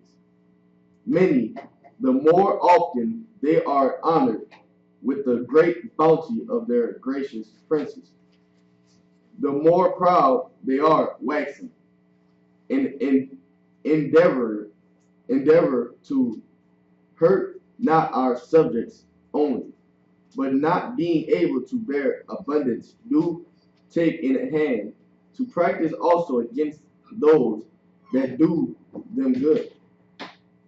Verse 4. And take not only thankfulness away from among men, but also lift it up with the glorious word of lewd persons that were never good. They think to escape the justice of God, that seeth all things, and hateth evil. Oftentimes also fair speech of those that are put in trust of to manage their friends' affairs hath caused many that are in authority to be partakers of innocent blood, and hath enwrapped them in remediless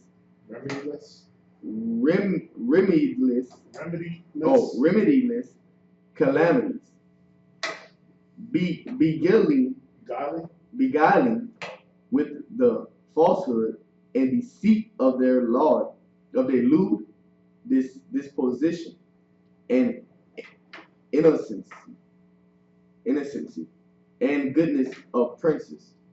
Now ye may see this, as we have declared, not so much by ancient histories, as ye may, if ye search what has been wickedly done of late through the pestilent behavior of them that are unworthily placed in authority.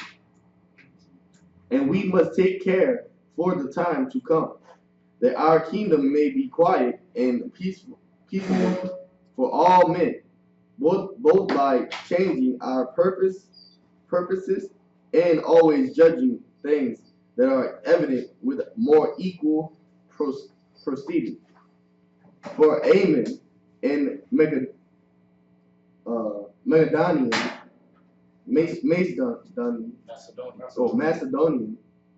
the sons of the Persian blood, the son of Amadatha, being indeed a stranger from the Persian blood, and far distant from our goodness, and as a strange received of us, had so far forth obtained the favor that we show toward every nation, as that he was called our father, and was continually honored of all men, as the next person unto the king. But he, not bearing his great dignity, went about to deprive us of our kingdom and life, having by manifold and cunning deceits sought of us the destruction, as well of Marcodonus,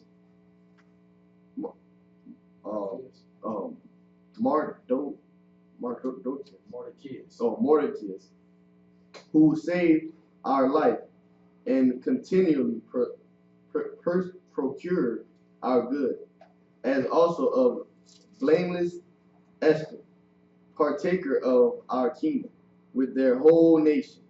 For by these means he thought, finding us destitute of friends, to have translated the kingdom of the Persian of the Macedonians. Verse 15. But we find that the Jews, whom this wicked wretch hath delivered to utter destruction, are no evildoers, but live by most just law, and that they be children of the Most High, and most mighty living God. who hath ordered the kingdom both unto us and to our progenitors in the most excellent manner. Wherefore ye shall do well not to put in execution the letters sent unto you by Amos, the son of the Amminadab. For he that was the worker of these things is hanged at the gates of Susa with all his family. God, who ruleth all things speedily, rendering vengeance to him according to his deserts. Therefore ye shall publish the copy of this letter in all places, that the Jews may freely live after their own laws, and ye shall aid them, even that even the same day, being the 13th day of the 12th month, Adar, they may be avenged on them, who in the time of their affliction shall set upon them. For mightily God hath turned to joy unto them the day, wherein the chosen people should have perished. Ye shall therefore among your solemn feasts, solemn feast, keep it in high day with all feasting. Right, and that's where this is where we're celebrating. It's going to be coming up in February, right? God. February 23rd is the commemoration of how were delivered from the Persians and the Medes by the hand of Esther and Mordecai. Okay, so that's where Purim comes from. God. You said the 23rd? February 23rd, sundown. And you see right here, verse 22, ye shall therefore among your solemn feasts keep it an high day with all feasting, that both now and hereafter that may be there may be safety to us and the well affected Persians, but to those which do conspire against us a memorial of destruction. So that's the celebration, what we're celebrating. Okay? Did you finish that? Verse 24 said a memorial of destruction. Memorial. Memorial of destruction. Yeah, memorial of destruction. On February 23rd, sundown. Right, so that's what it represents. Esther chapter 16, verse 24. Therefore, every city and country whatsoever which shall not do according to these things shall be destroyed without mercy with fire and sword, and shall be made not only unpassable for men, but also most hateful to wild beasts and fowls forever. He was in love. Right. So that's what was contained in the letter. When you read from Esther chapter 8 verse 12, it says he set out upon one day in all the province of King Ahasuerus, namely upon the 13th day of the 12th month, which is the month Adar. This when he sent out the letter. This is what was in the letter. That listen, wherever these people are, these are good people. They follow the Most High. There's nobody that's known for wisdom above them. All right. That's why when you read in Deuteronomy, it tells you this is your wisdom and your understanding in the sight of the nations. See that? When Ahasuerus actually went in and looked at what the Hebrews do, he found out that we keep the law, statutes, and commandments of the Most High, and that there's nobody else known for as much wisdom as we are. Y'all see that? So this is what kind of advancing not just Esther alone, but him actually finding out what the Jews are about. You understand? Him actually dealing with Mordecai as his right hand man now, and finding out what the Jews are really about. Like, are you really against all the nations on the earth? No, we just live according to God in Christ, and we don't worship no man. See that? And that's what will make us prosperous and everything like that. Oh, okay, well, y'all smarter than a lot of these other nations. Y'all see that? That's how he was looking at us because of what we stood for. All right. So that's what's contained in the letter. So now we're going back to verse 13 in the Bible. Esther chapter 8, verse 13.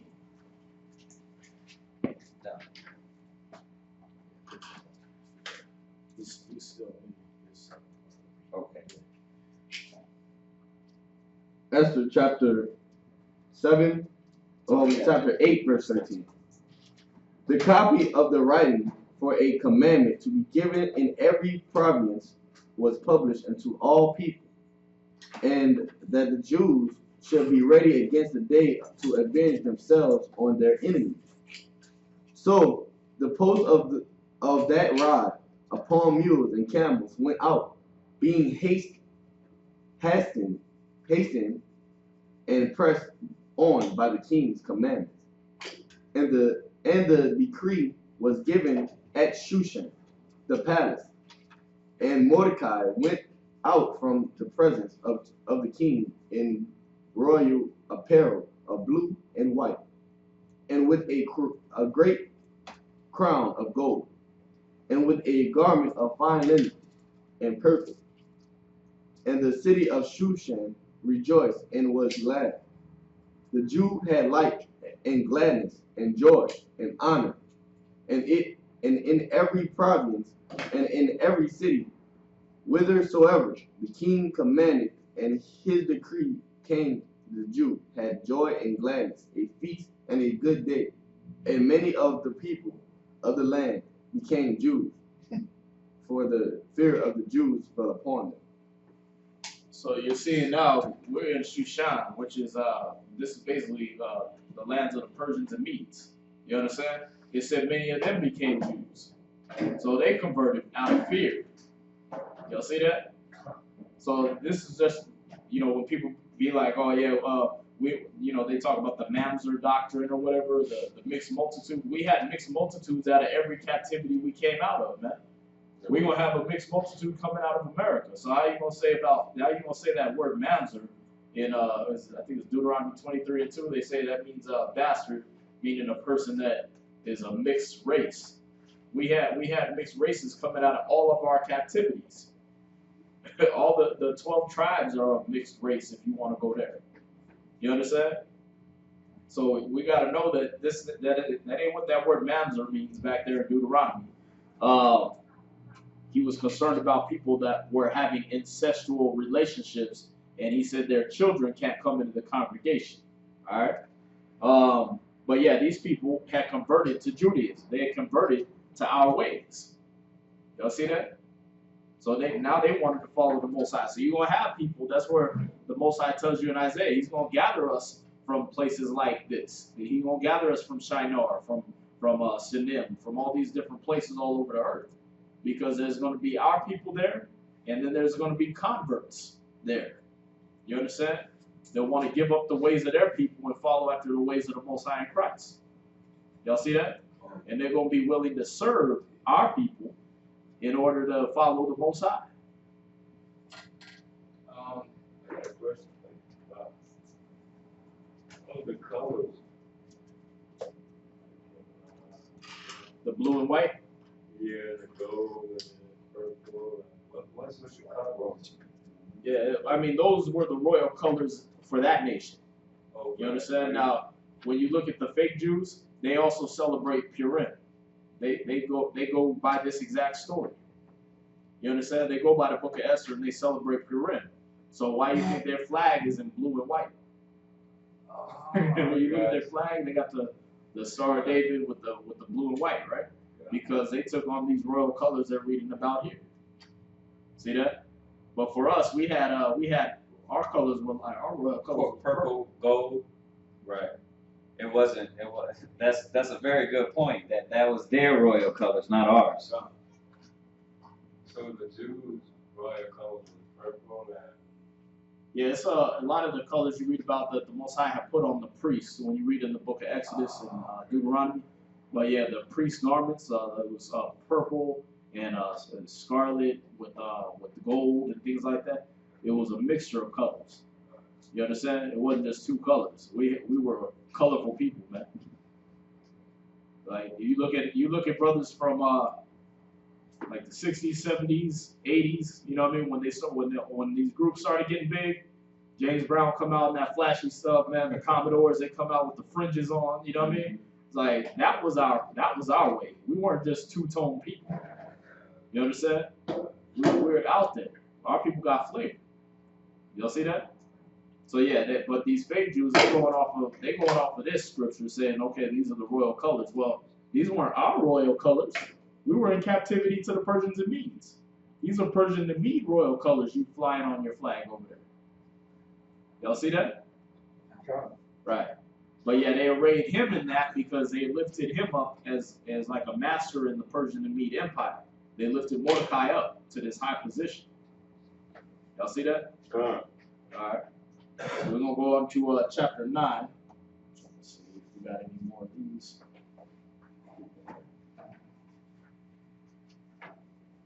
All right, the first one. So yeah, we're gonna read chapter 9 now in Esther in the Bible.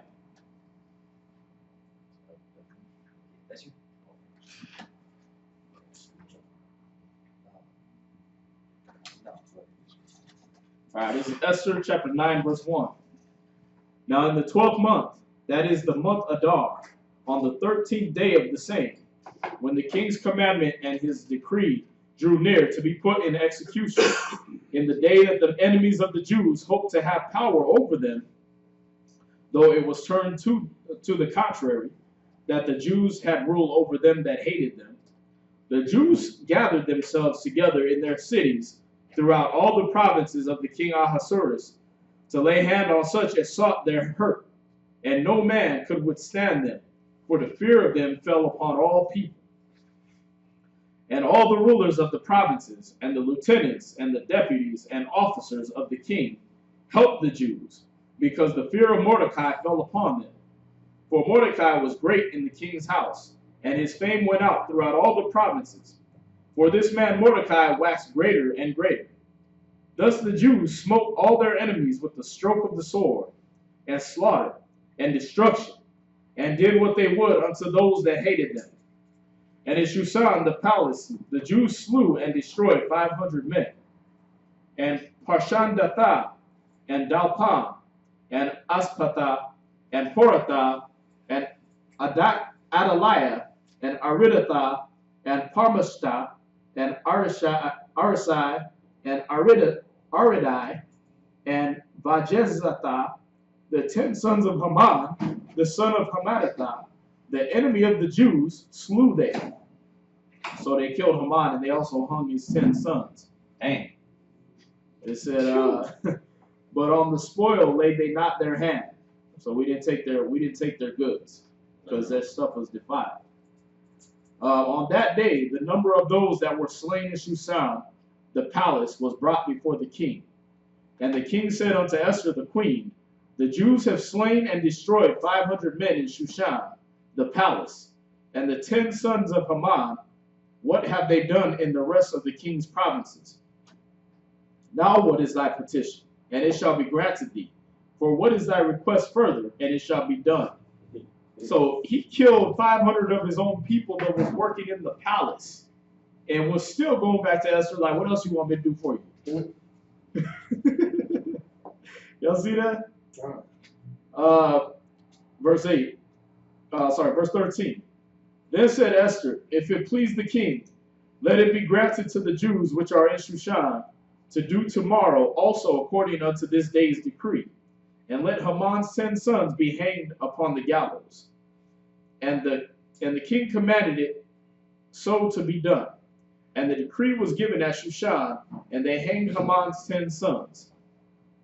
For the Jews that were in Shushan gathered themselves together on the 14th day, also of the month Adar, and slew 300 men at Shushan. But on the prey they laid not their hand. But the other Jews that were in the king's provinces gathered themselves together, and stood for their lives, and had rest from their enemies, and slew of their foes 75,000. But they laid not their hands on the prey. Now remember, he promised her up to half of the kingdom. So he's losing up to half of the kingdom. Y'all see that?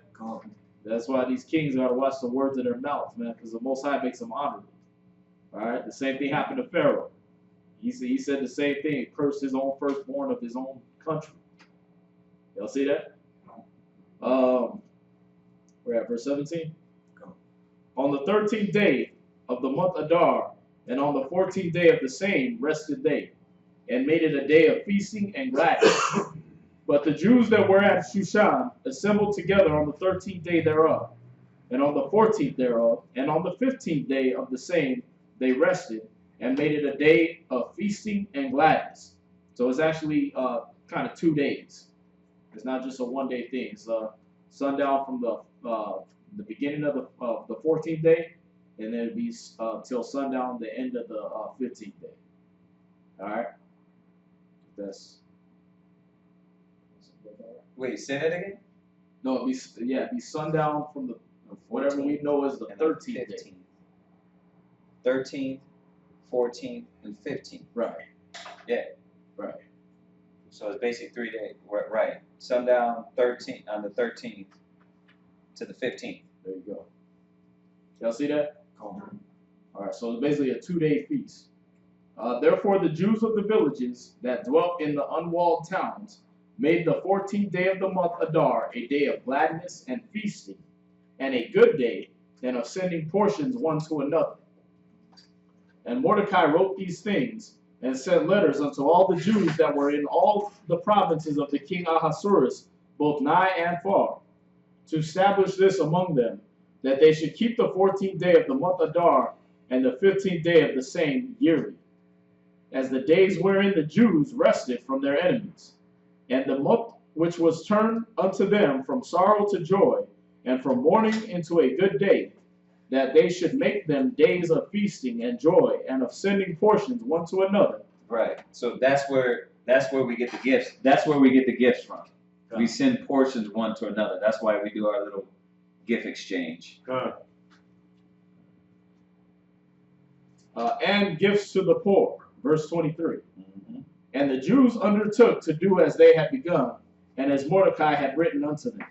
Because Haman the son of Hammedatha the Agagite, the enemy of all the Jews, had devised against the Jews to destroy them, and had cast pur, that is, the lot, to consume them and to destroy them. So we call it parium, all right, lots, all right, because that's basically a mockery of what Haman was trying to do to us. He was trying to cast lots and get us killed, all right.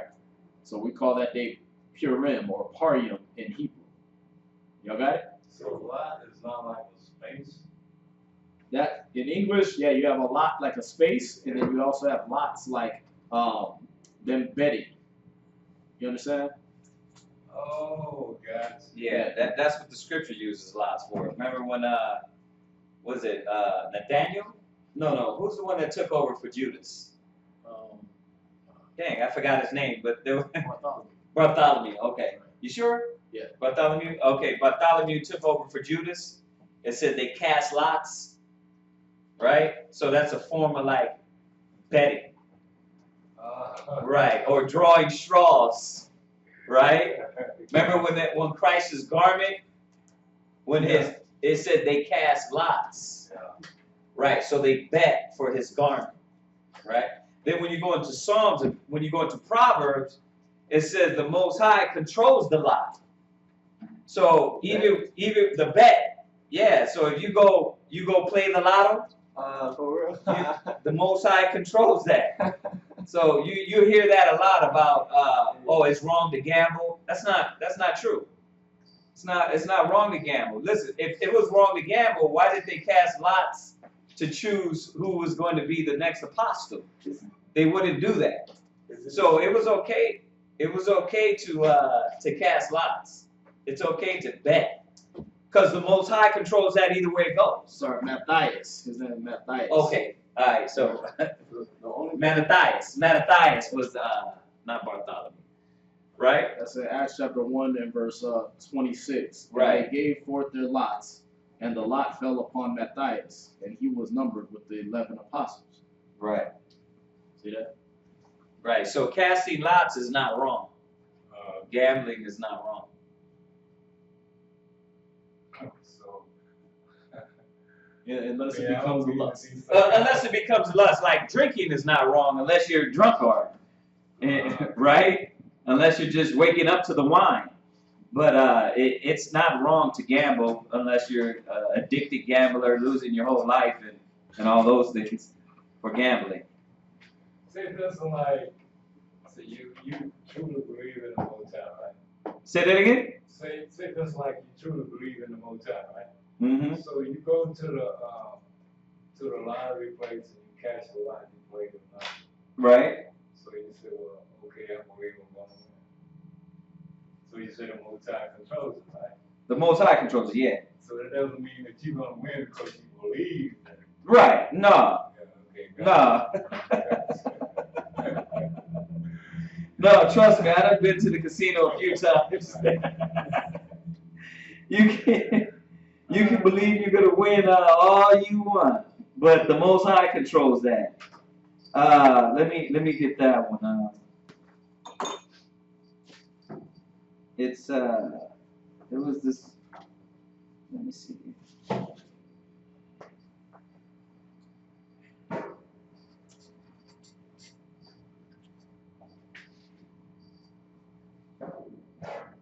Yeah, no, the Most High. You see, you know, you can kind of sit there and think about why you ain't gonna win that 100 million lotto. You know, Most High don't want that. You know. Yeah. It was in. I thought it was in Psalms and Proverbs. Let me see.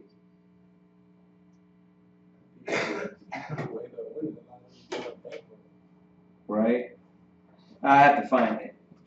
Yeah, you gotta think, the scriptures say, what would a fool do with money, right? And then it says, fools hate knowledge, right?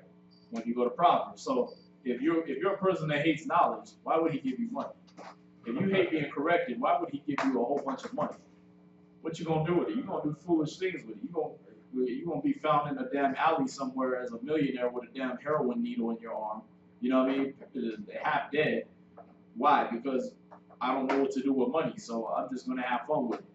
You know what I mean? You're gonna be like the brother in the Las Vegas strip club, passed out, overdosing on herbs with a bunch of strippers on you, right? Like Lamar Odom, because you a fool with money. See that? Like that's what a fool would do with money. Why? Because he hates knowledge. So why would until you get when you get perfected in that knowledge and he grows you up and tests you.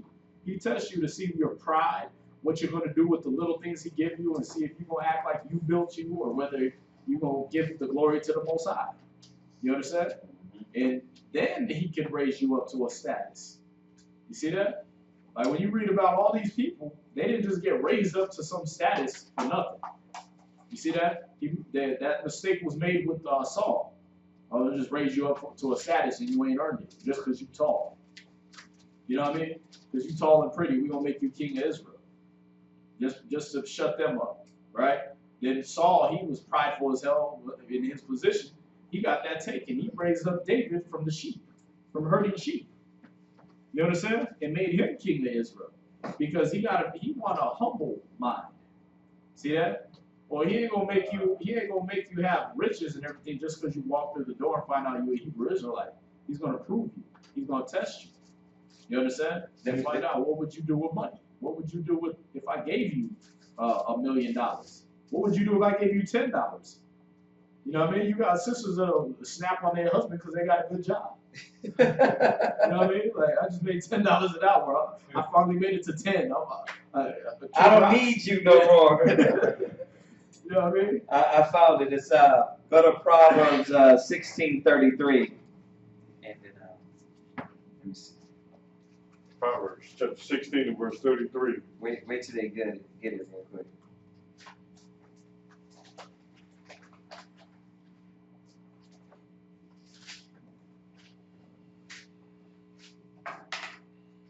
And then Quatzazai grab Ecclesiastes in the Apocrypha 12 verse 1, just to show, just like what he's saying right here, just to show what he's saying, but just about the lie. There's more of these too, but read that, Proverbs 16:33. Proverbs chapter 16 and verse 33. The lot is cast into the lap, Right? but the whole disposing thereof is of the Lord. Right. So the lot is cast, but the Most High, He's the one that makes that lot turn to where it needs to. He makes those numbers switch over in your favor or not. The Most High controls everything, man. And when we get to understand that, we're going to understand that in everything you do, the Spirit controls it. So it determines, if the Most High wants that blessing for you. A lot of times the Most High keeps you humble. It's about keeping you humble in that humble state. Right? God. That's what it's about. But check that out. Ecclesiastes 12 verse 1 in the Apocrypha. Ecclesiastes chapter 12 and 1. Uh-huh. When thou wilt do good, know whom thou doest it. Yeah, that's the Most High. He put that there because that's what He do. he knows who to do good to.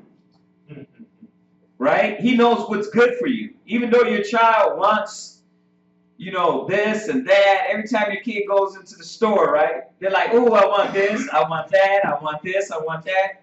But I can't give you everything. I might be able to buy it. It's only $1 or a few bucks. But I can't give you everything because that's going to spoil you. So the Most High knows who to do good to.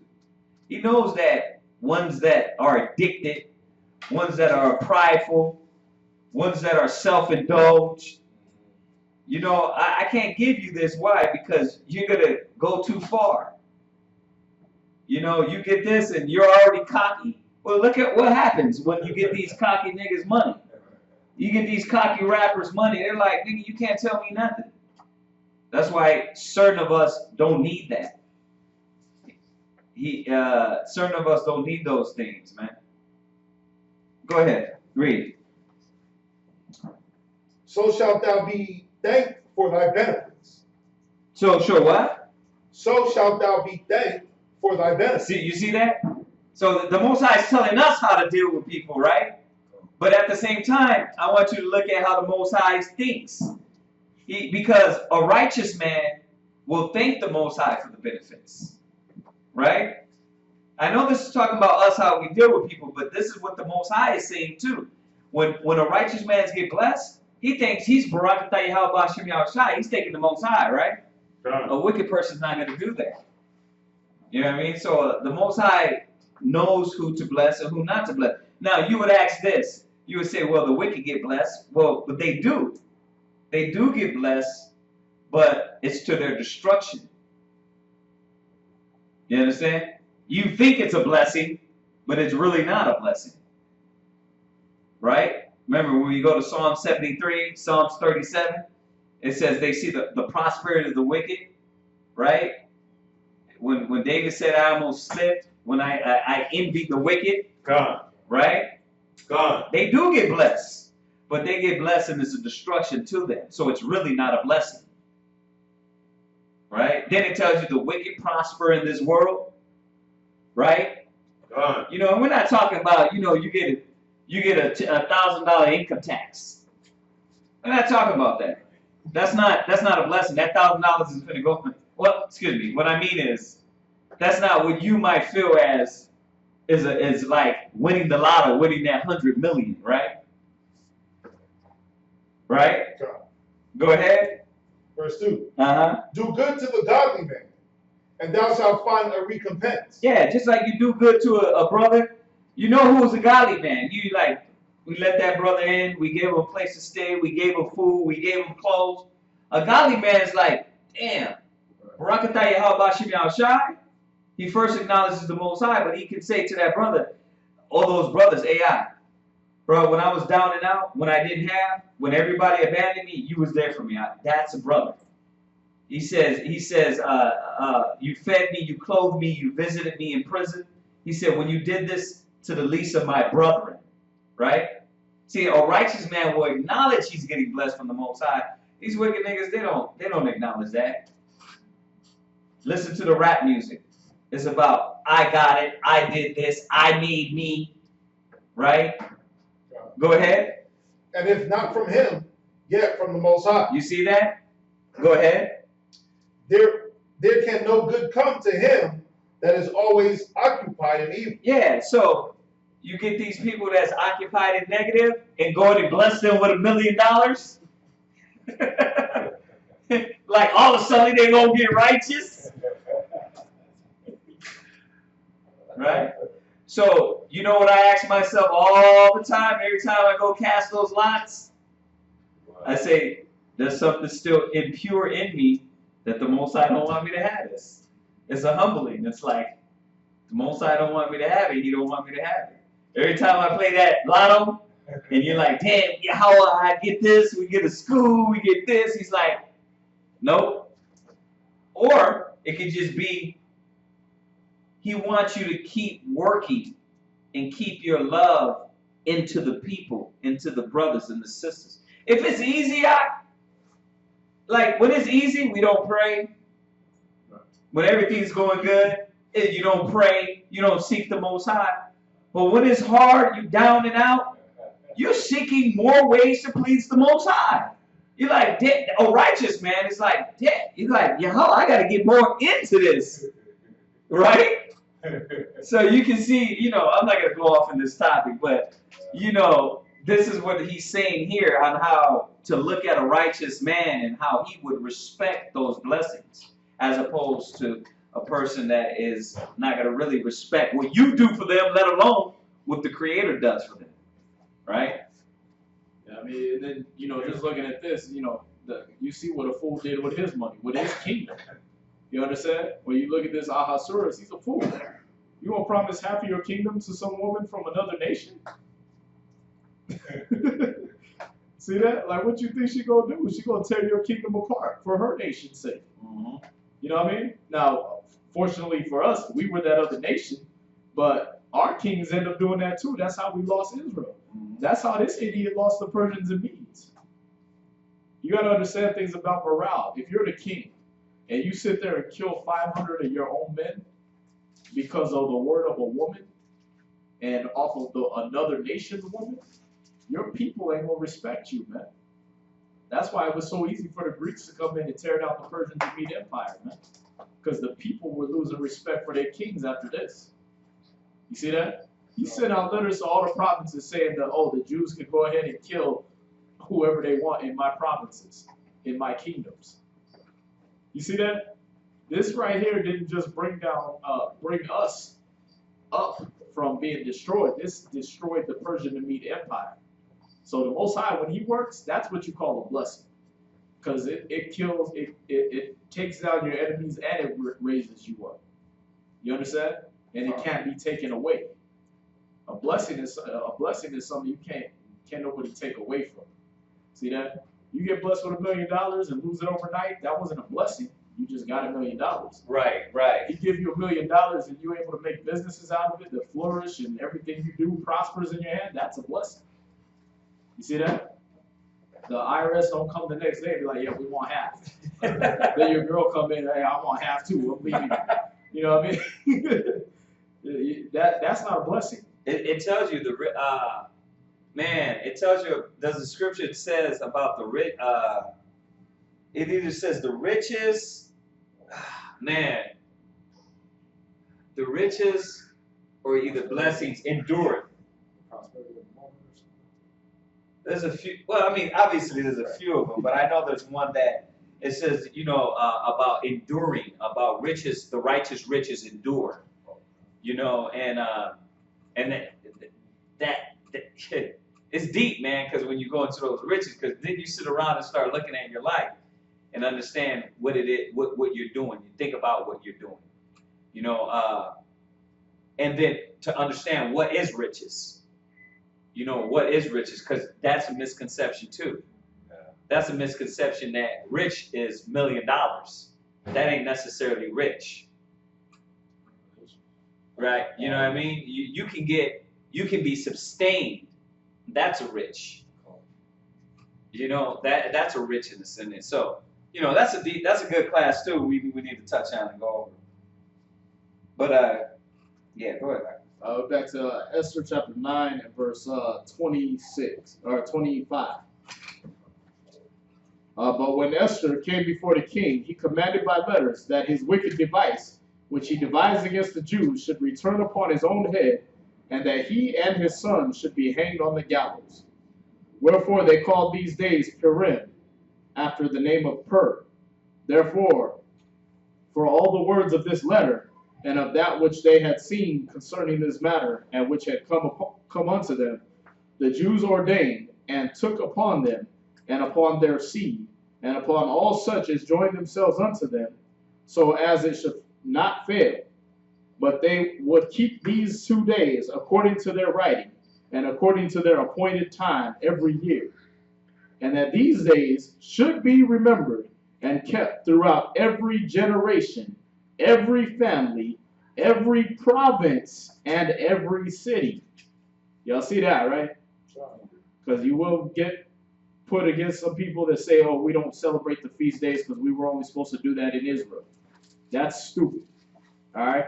This is a feast day that was established. They said what? They said that we don't have to celebrate the feast days no more. Live. Whoa. Did you watch that video live? Nah. He said that.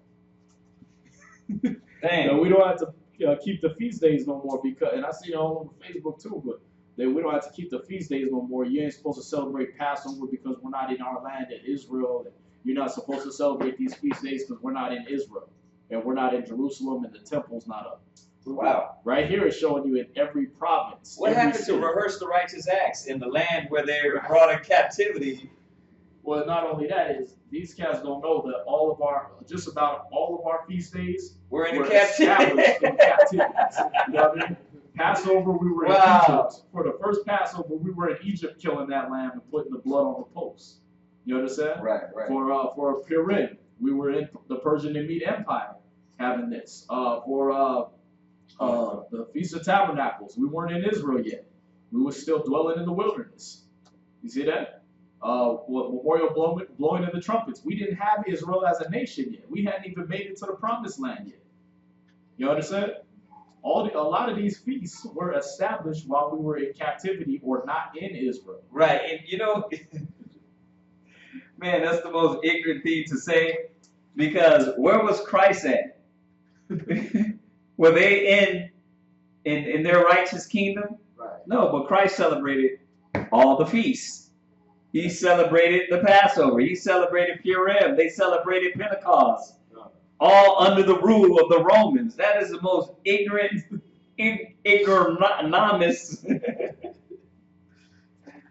Dang, I haven't heard that one. That's why it got me. No, that's a lot of people. Wow. Like I said, when we watched that video of Lahab, man, he's over there saying that. You said Ahav? No, Lahab. Lahab. There's Lahab. No, He's an ex general. I thought you meant Ahav like No. Houston. Let's see. Verse 27. Yeah, verse 27. The Jews ordained. No, it was 28. Sorry. And that these days should be remembered and kept throughout every generation, every family, every province, and every city. And that these days of Purim should not fail from among the Jews, nor the memorial of them perish from their seed.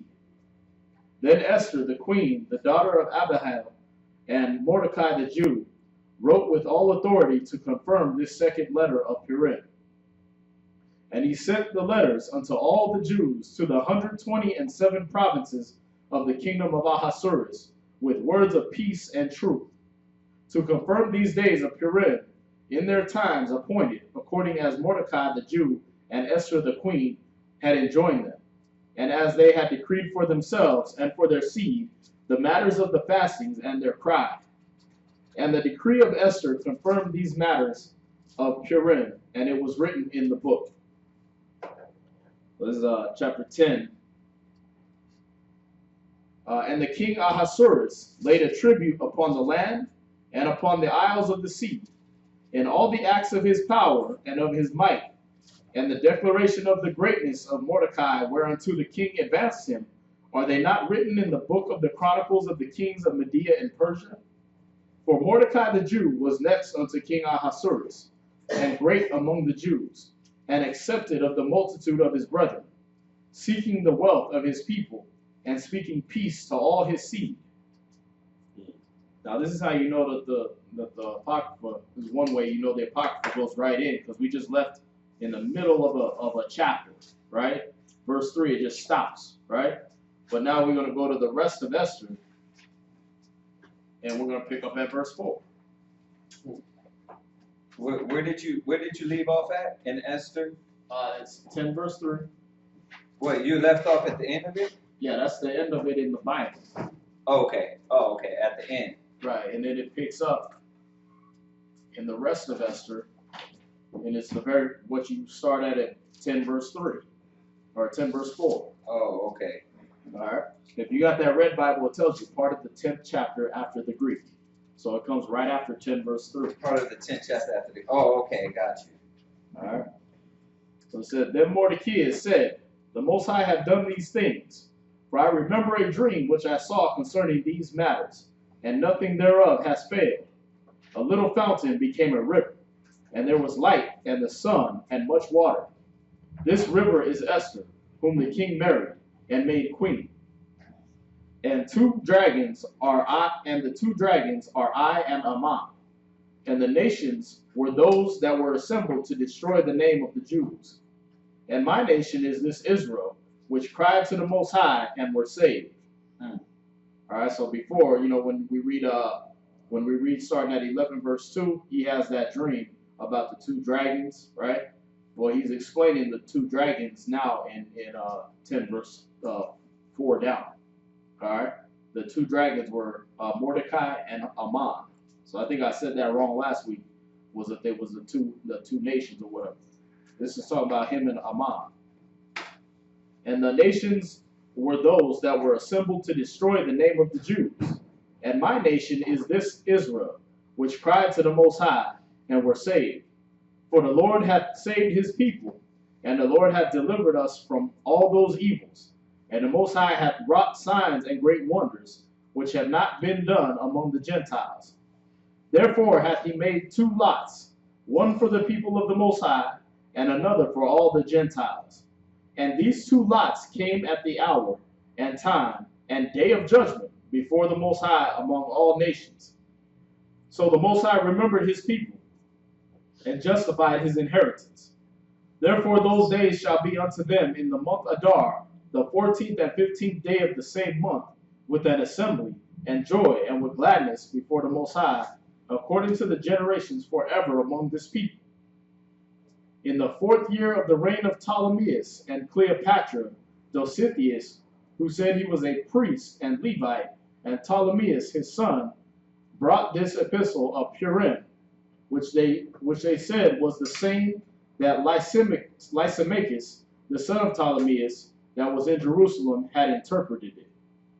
All right, so even the Greeks, this is you seeing that the Greeks carried this over into, after they conquered the Persians and Medes, they brought this into their customs and said that, okay, this is y'all's day of Purim. Y'all see that? So this is why they take a lot of these scriptures out, because remember, these words were translated from the Greek. They were translated. We were under Greek captivity when the Bible was being translated, when it was being compiled. We were under Roman captivity. Y'all see that? So in order to have to, appease certain people, these Nicene councils, like them being Greeks and Romans, Edomians themselves, they took these scriptures out because it gives honor to a lot of their customs coming from us. It gives honor to a lot of their intelligence and a lot of their, it shows that they raided us and took our books. Y'all see that? Because it's showing you right there that these men read this up under Cleopatra's rule, under Lysimachus' rule, right after Alexander the Great, right? Wow. Yeah, they were sitting there reading our books, Right. the Greeks. Right. Yeah, I was reading that once again yesterday in the Josephus, when it said when Balaam kind of gave the kings of the Midianites. He was giving them the knowledge on. He said, "Listen, nobody can overthrow these people." He says, "Yeah, they might fall into misfortune once in a while, but he said there's really nothing you can do against them. But he said, let me tell you what to do." And that's when they send the young women to go in and allure these men to disobey the commandments of the Most High. Because they knew the only way the Most High would be against us is if we disobeyed the laws and we started to worship other gods. So that's what this is all about. That's what America's all about. It's set up to keep you not following the laws of the Most High, following all these doctrines and religions and worshiping idols or TV or rap music or movie stars, and keep your mind focused on everything else except the Creator. Because that's going to keep the anger of the Most High on us. No, I mean, yeah, I'll take some. What is it?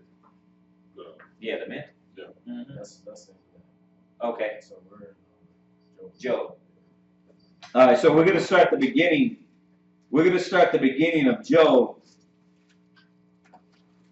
We're going to start the beginning of Job, the first chapter. Before we start, Huh? you said that the Jews was under the captivity of the Greeks when the Bible, when the Bible was written. What did it We were under Roman captivity, who was basically the same as the Greeks. They were both Edomites, both Edomite nations. And so when the Bible was compiled, they say it's around 100 AD. Yeah, that means when all the books were taken and put together in a certain way, that was around 100 AD. All right. 100 AD. Yeah, that was 100 AD is when we're still.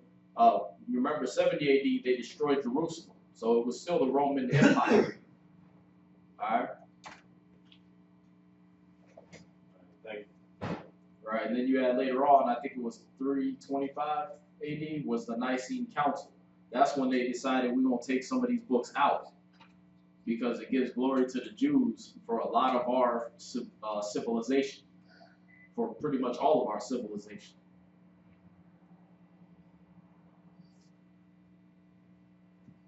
Let me answer this one real quick. You can grab a few on this real quick. He said, we got a brother. He said, I'm thinking it's a brother. He said, is it a sin for a man to put on earrings? No, it's not a sin. It's not a sin for you to wear earrings. We wore those things. When you go to Isaiah 3, that's for Israel. Isaiah 3 was talking about Israel. It was talking about Israel. Not just women. It was talking about all Israel.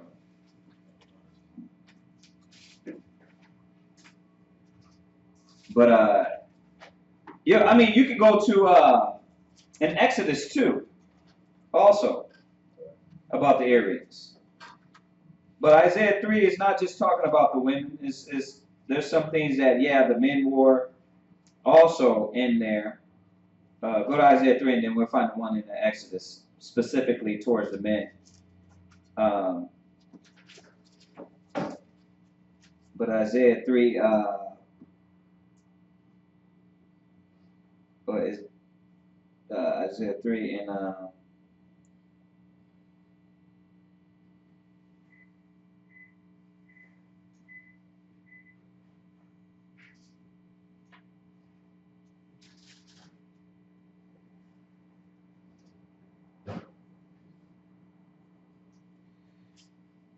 let's go to the one in Exodus. That way it can get more. We could be more specific. Go to the one in Exodus.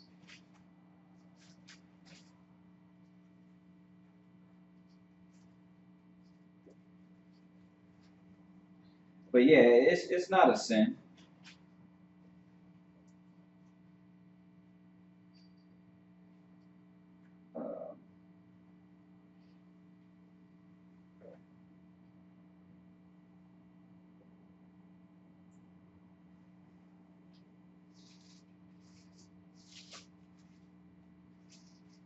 You can go to Job 42 and 11 while we're looking for that.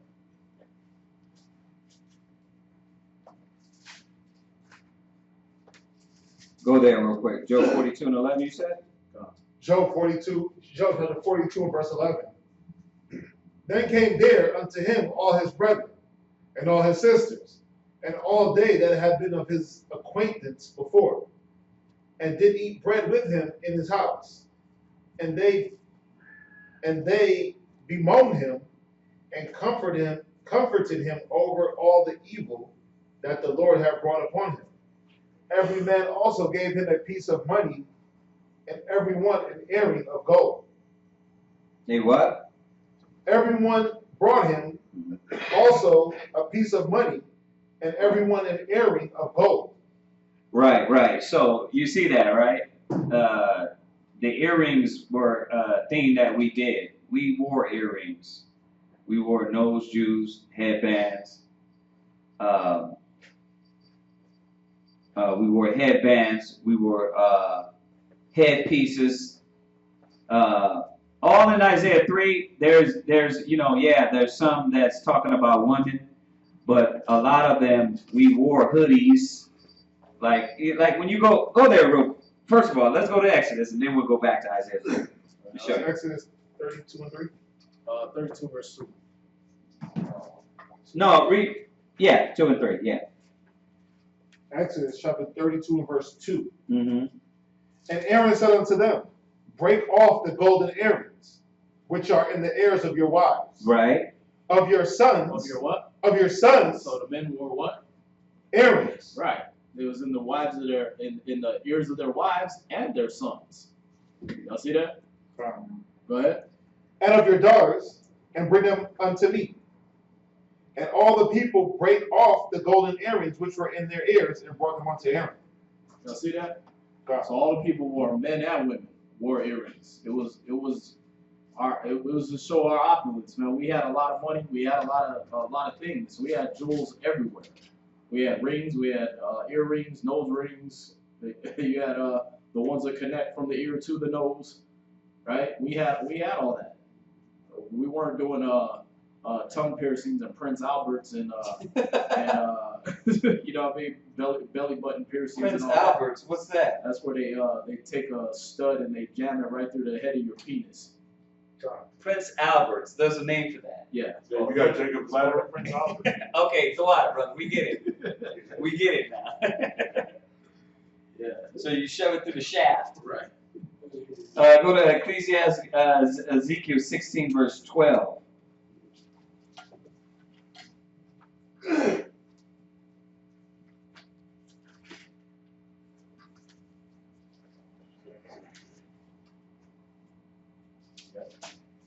Ezekiel chapter 6. Chapter what? 16 verse 12. Oh, 16. Ezekiel 16 verse 12. And I put a jewel on thy forehead, and earrings in thine ears, and a beautiful crown upon thine head. So that's the Most High speaking to Israel. That he put a jewel on your forehead, and earrings in your ears, and a beautiful crown upon your head. Right. Y'all see that? That's now go to Isaiah 3. Right, because yes, there's some specifics on the women in here, but a lot of things we wore. Go ahead. Isaiah 3, 20. 12 or yeah, 20. Isaiah chapter 3 and verse 20. Uh-huh. The bonnets and the ornaments of the legs, and the headbands and the tablets. Right. And the See, earrings. so yeah, we know we didn't wear bonnets and earrings, the loops. We wore mini earrings, right? We didn't wear the big tire irons that the women wear. Go ahead. The rings and the news. Right, but we wore what? We wore rings. The men wore rings, the women wore rings. Yeah, I mean, Israel was decked out, man. Especially coming out of Egypt. When it says they borrowed from the Egyptians, that means we jacked them.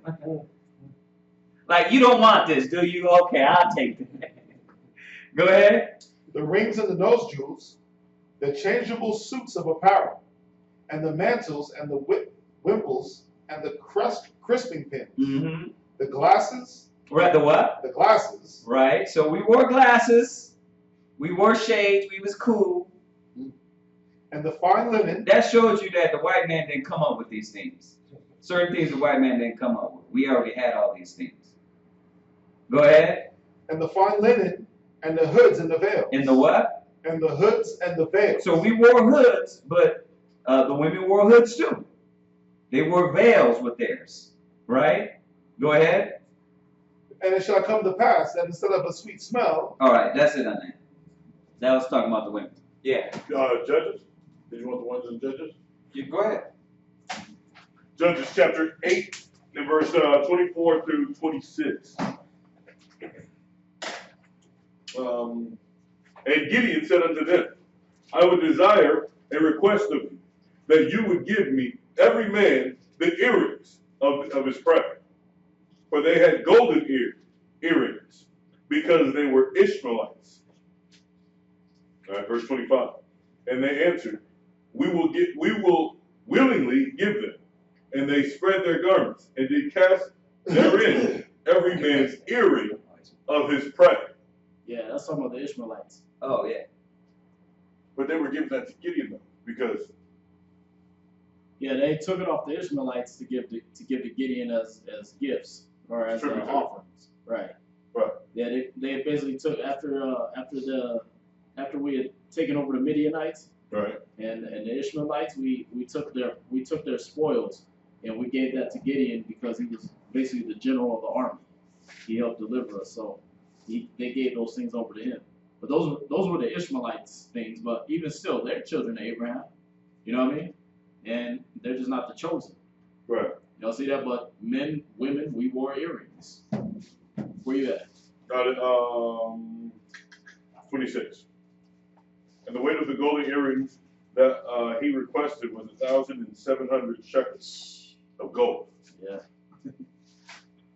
Beside ornaments and collars and purple raiment that the king of Midian and beside the chains that were about the camel's neck. Right. What you got? There's one in Numbers 31 and 50. Numbers 31 and 50. Is it on point out? Okay. Numbers chapter 31 and verse 50. We have therefore brought an what's the word? Oblation, for the Lord, what every man have gotten of jewels of gold, chains and bracelets, rings, earrings, and tablets, to make an atonement for our souls before the Lord. That was Numbers what? 31 and verse 50. Okay. Right. So we're on Job. I think we should hold that, and we can start fresh. Yeah. We'll wait on that. Just open it up for a few more questions, and then. Yeah. So if there's any more questions from y'all online, y'all can go ahead and either text in 832-941-2443, or you can hit the chat, the YouTube chat right there, or No. but you got a question? Yeah. What's that? Please. The pamphlet here. First, I want to start with the centerfold. What does the face of the lion mean, and why is it just the face and not the whole body? Oh, that's just representing Christ as the Lion of Judah. Christ of the lion. Yeah, you see that a lot with a lot of people, even the West Indians. Right. They know that Christ represents the Lion of Judah, so that's why you'll see that. You know, the lion represents Judah, and there's no specific. We don't have the whole lion. We just thought the face looks good.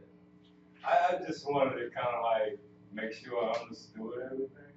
That's all good, brother. I hope my questions don't sound like they kind of like outlandish. Nah. We rather you ask questions than you sit there and think it's funny or weird. You know what I mean? Classroom rules. Mm-hmm. Okay, no weapons allowed. I can understand that. No drugs allowed if you're on drugs. Let us know so that we can help you kick the habit. Now, notice here it's not like you say, well, we're going to recommend you to a rehab. We can recommend you to a rehab. No, with the rehab. We will rehab you. So just so that I get an understanding on that, how is that done? I mean, what would you do, or how would you go about it? It's not like I'm not on drugs. I'm just kind of like. Well, you're gonna get that through the brotherhood, man. You're always gonna have somebody there that's gonna be able to check you, check up on you, make sure you ain't going off in the way to, to go deal drugs, buy drugs, whatever. See that? You want to have somebody search you if you the type, if that demon got a hold of you so bad that you lying and saying you ain't got it on you, you gonna have somebody search you. As long as you want to be under as long as you want to humble to the Most High and say, you know what, I'm gonna be up under these brothers and let them do what they got to do to break me of this, then we gonna come in and go ahead and search you, make sure you ain't bringing this stuff in the sanctuary, that you don't have it on you, things like that. You know, It's like you go to those houses. right. You know, those rehab homes. You go in and you have to sign a waiver saying that you're giving yourself to this. Same thing with us. You come in and you commit yourself to it, and then, you know, we've helped brothers, you know, try to help them kick drugs and, you know, and try to get off of it, and stood around them and things like that, and watch them. And mostly it's like one of those homes. You got to constantly be there. So you can't go out and go buy a pack of ciggies because a brother's with you. He's not going to let you. You can't go buy a dime bag from the weed man because a brother is not going to let you. You know what I mean? So we try to put brothers in that condition. You know, if we see a brother, he's got those demons on him, you know, it goes to that level before we say, listen, brother, you got to go. We try to at least help him, you know, but if it gets to the point where, like, we help one brother, we try to help one brother for years, and it was at a point to where he didn't really want help. It was more important to him to do that than the work of Christ, the work of the Most High. So, you know, yeah. No smoking. I mean, like, that's like, I mean, like, I smoke cigarettes. Yeah, and you need to stop. Yeah. Okay. You need to stop. Okay. Well, you're new. You know what I mean? You gotta, you know, there's certain stages. You know what I mean? Everybody smoke. I mean, I didn't smoke, but you have brothers that smoke, like, but kick the habit. It's all your desire. If you wanna kick it, you'll kick it. You'll put yourself. Eventually, the Spirit is going to convict you and check you. That's what you don't want. Right? Give me that scripture in Corinthians. Let me get you the scripture.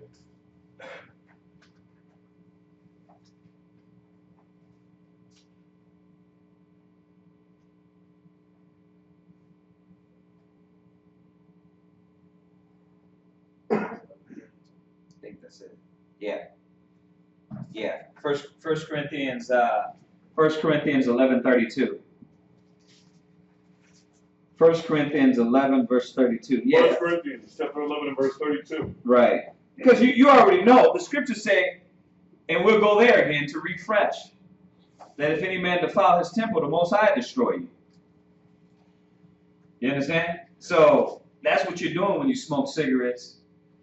When you get high, you're not giving your mind to the Most High.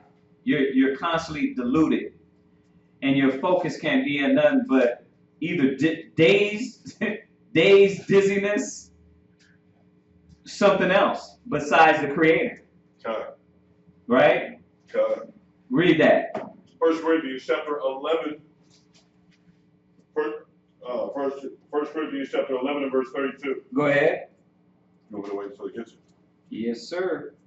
Yes, sir.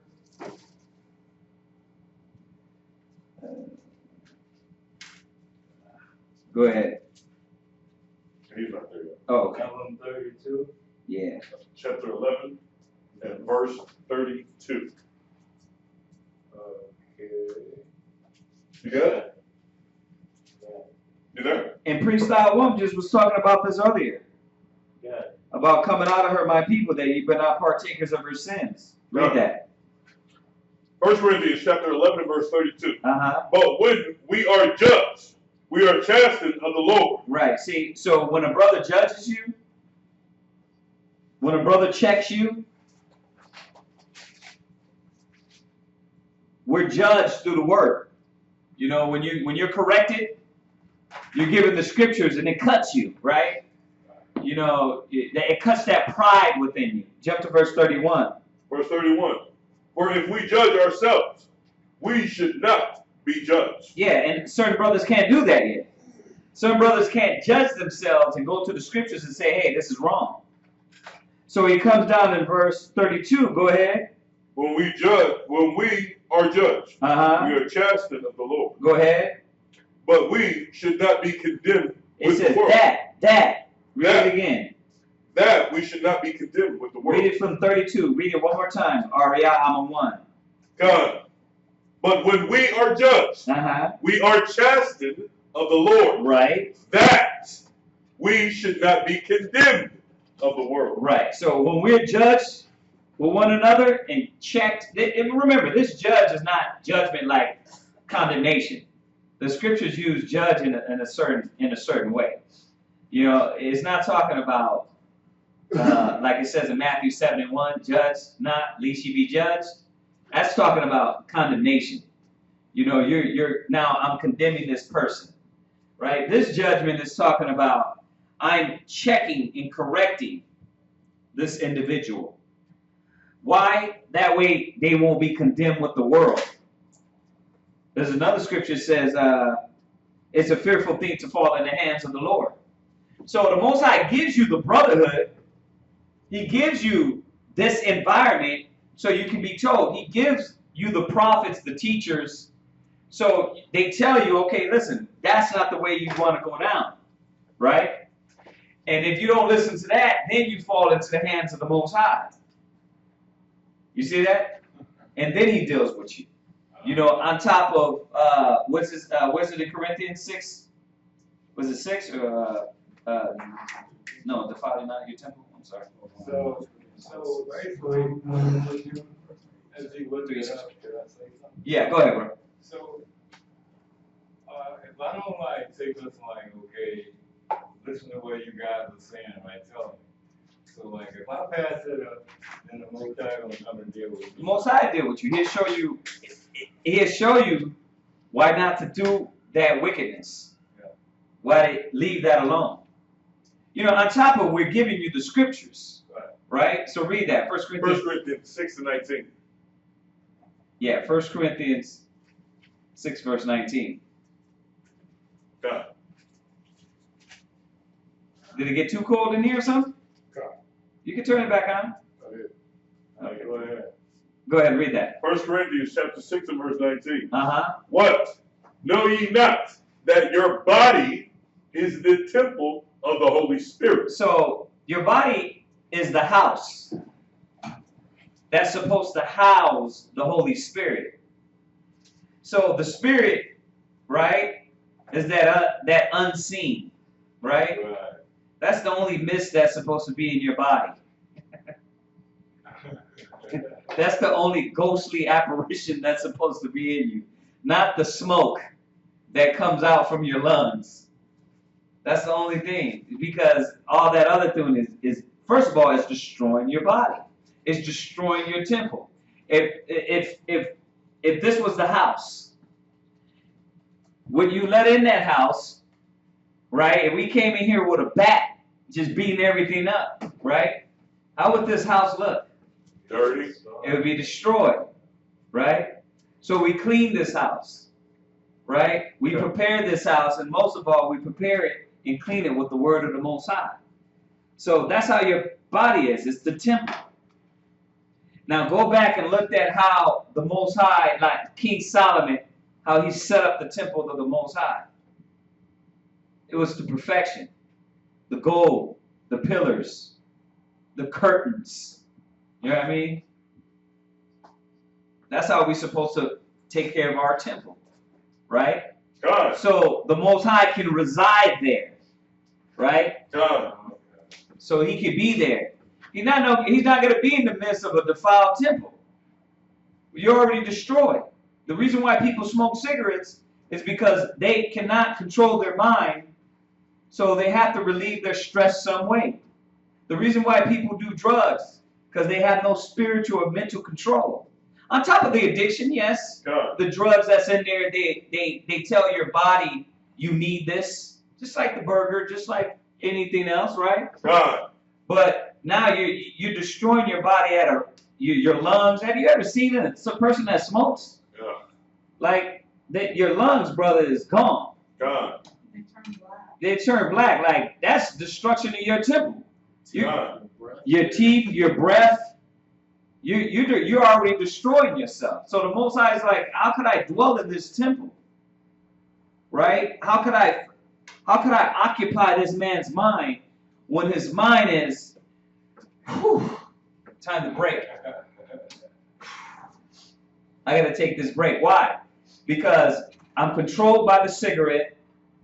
My stress, the way I think, the way I feel, can only be released through the smoke. Idolatry. It's idolatry. Right? God. It's you telling yourself you need that more than anything. And you're controlled by the body. You got to get on the, start with the basics, bro. Get on the little gum. Put the little patch. You know what I mean? You have to do it that way. Communicate with brothers more. That's the only way you're going to, so we could tell you, brother, you got demons on you. Because that's what it is. Only a demon helps you destroy yourself. A demon helps you destroy yourself. When you got these demons that Christ cast out, ripping and tearing themselves, those are spirits getting you to destroy yourself little by little. So this is what the Most High is saying. How can my spirit dwell in that when the demon's on this person? Go ahead. Which is in you. Right. Which ye have of the Most High. Right. And ye are not your own. And that's what a lot of brothers and sisters don't realize. That your body is not your own. Your temple is supposed to be owned by the Creator, not anything else. So when you do those drugs, when you drink belligerently, when you pop pills, sip on that lean, right? Your body's not you're blocking out the Creator from entering in. That's what you're doing. Go ahead. Verse 20. For ye are bought with a price. See, and that's supposed to be the gist of it, really. That's supposed to be the gist of it, that you are not your own and you're bought with a price. That your body is not your own. See, America is like that. Right? Oh, you your own. You know what I mean? That wicked mind is like that. We were reading about that in the Josephus, that Zimri. He was like, oh, you made us servants to you, Moses. It wasn't about the law. It wasn't about righteousness. It was like, oh, because you wanted us to be in slavery under you.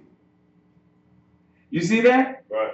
But you don't understand that your servant, your body was bought by the blood of Christ. God. So you know you don't have the right to kill yourself. That's why Paul said it himself. He said, I was betwixt the two. He said, having a desire to depart, but he said he knew it was better to be here with you. He said, but for me to live is Christ, but to die is gain. Because he knew it's better to purge this body, but he said dying is gain because you're with the Creator. But to live is Christ. We're supposed to be living here for Christ. God. Because we owe Him. So when you puff those cigarettes or you pop those pills or you do those drugs, you're defaming, and like the text I just sent out to the sister, you're doing spite unto the grace of the Most High. Because you're not acknowledging that Christ died for you and you're under His service now. So it's beyond just you're killing yourself. It's a whole spiritual thing behind what you're doing. So you got to take, and that's all great. You say, oh, that's all good, but how do I stop smoking? You have to take action to stop doing it. And that, I always say, before you go get the pack of Newports, Coos 100s, Menthols, before you go to the store, you got to go buy that. You got to kick those demons off you. I went from like 4 packs a week to 1. Hey, So you're on your way. Now we got to stop that. You know what I mean? Now you have to stop that. But the only way you're going to stop it, go to another one of our favorite scriptures, 2 Corinthians maybe. 2 Corinthians 7. 2 Corinthians chapter 7. 2 Corinthians 7, Verse 10. verse 9. Oh, 9. Second Corinthians, chapter 7. We're going to start at verse 9, sir. Oh, thank you for tuning in, brother. Brother Derek of Louisiana, man. We want to make it out there, man. We need as much as help we can get with this. We have everybody in our camp. They're going to donate 1,000 out of their income tax. We do that every year to put towards what we're going to do, and we're gonna try to get this mobile home. I seen on Craigslist. It's $8,000. And we're gonna try to make it out there. That's why we need as much as help we get. The white man don't help us. We don't ask for money all the time from brothers and sisters, you know. And we ask for donations if y'all want to give. That's what we're asking for to get this mobile home, because we want to make it out to Louisiana. We want to make it out to Arizona. So you know, and if that mobile home's gone, then we're gonna take the 8,000 and put down on the mobile home, and get one to travel. Like we keep saying, so we won't be a burden on any households or cities that we go into, and it won't cost us like money to be in a hotel and all that stuff. But we want to do it that way, to travel, to get out of our comfort zone. You know what I mean? You know, because it's easy for us to sit here over the internet. That's easy. But I'm from the old school, man. I'm talking. We travel. We went from state to state, teaching all brothers and sisters. But let's hit this point. 2 Corinthians 7 and 9. Now I rejoice, not that you were made sorry, but that ye sorrow to repentance. Yeah, so, you know, Paul came back. He wrote these letters, because that's what these scriptures are. They're the letters that they wrote to these different churches, the Corinthians, the Philippians, the Ephesians, the Thessalonians. These were different lands, right? These were different lands that Israel was scattered throughout. So he said, listen, I wrote this letter, you know, not to cut you, or not to make you feel sorrowful, but that you sorrow to repentance. You know, because that's the problem with our people. They want to feel sorry. They want to believe in Jesus, but that Jesus love don't lead them to doing the right thing. Then that's not Jesus love. Right? That's that church love. Yeah, go ahead. For you remain sorry after a godly manner. Yeah, so I'm not saying this to make you sorrowful, to make you feel less of a person, to make you feel like Christ, that you ain't trying or you're not battling. But we're telling you this because we want you to sorrow after, to repentance. Repentance is work. It's going forth to change. Go ahead. That ye might receive damage by us in nothing. Yeah, because you know why? For us not to tell you, then it's a damage. It's a damage that we're doing to you. It's a damage for us not to rebuke you and check you and tell you you're wrong. And that's off. And that's not the way of Christ. That's not the way of the Most High. It's a damage that will be on us. Go ahead. Verse 10. For godly sorrow worketh repentance to salvation. See, so if you really sorrow and you want to stop smoking cigarettes, you really want to stop smoking weed, and you really have the Jesus love in your heart and the godly love, then that godly love will make you make steps to repentance. You got to go buy those cigarettes. Go buy the nicotine gun. I know it's a demon. My mom used to smoke. She had straight demons. It's like back in the tar cigarettes.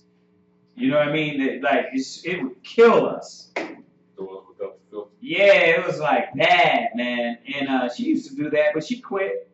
She quit because she knew it was killing her. Her fingernails used to be all yellow and teeth got jacked up, and it's bad.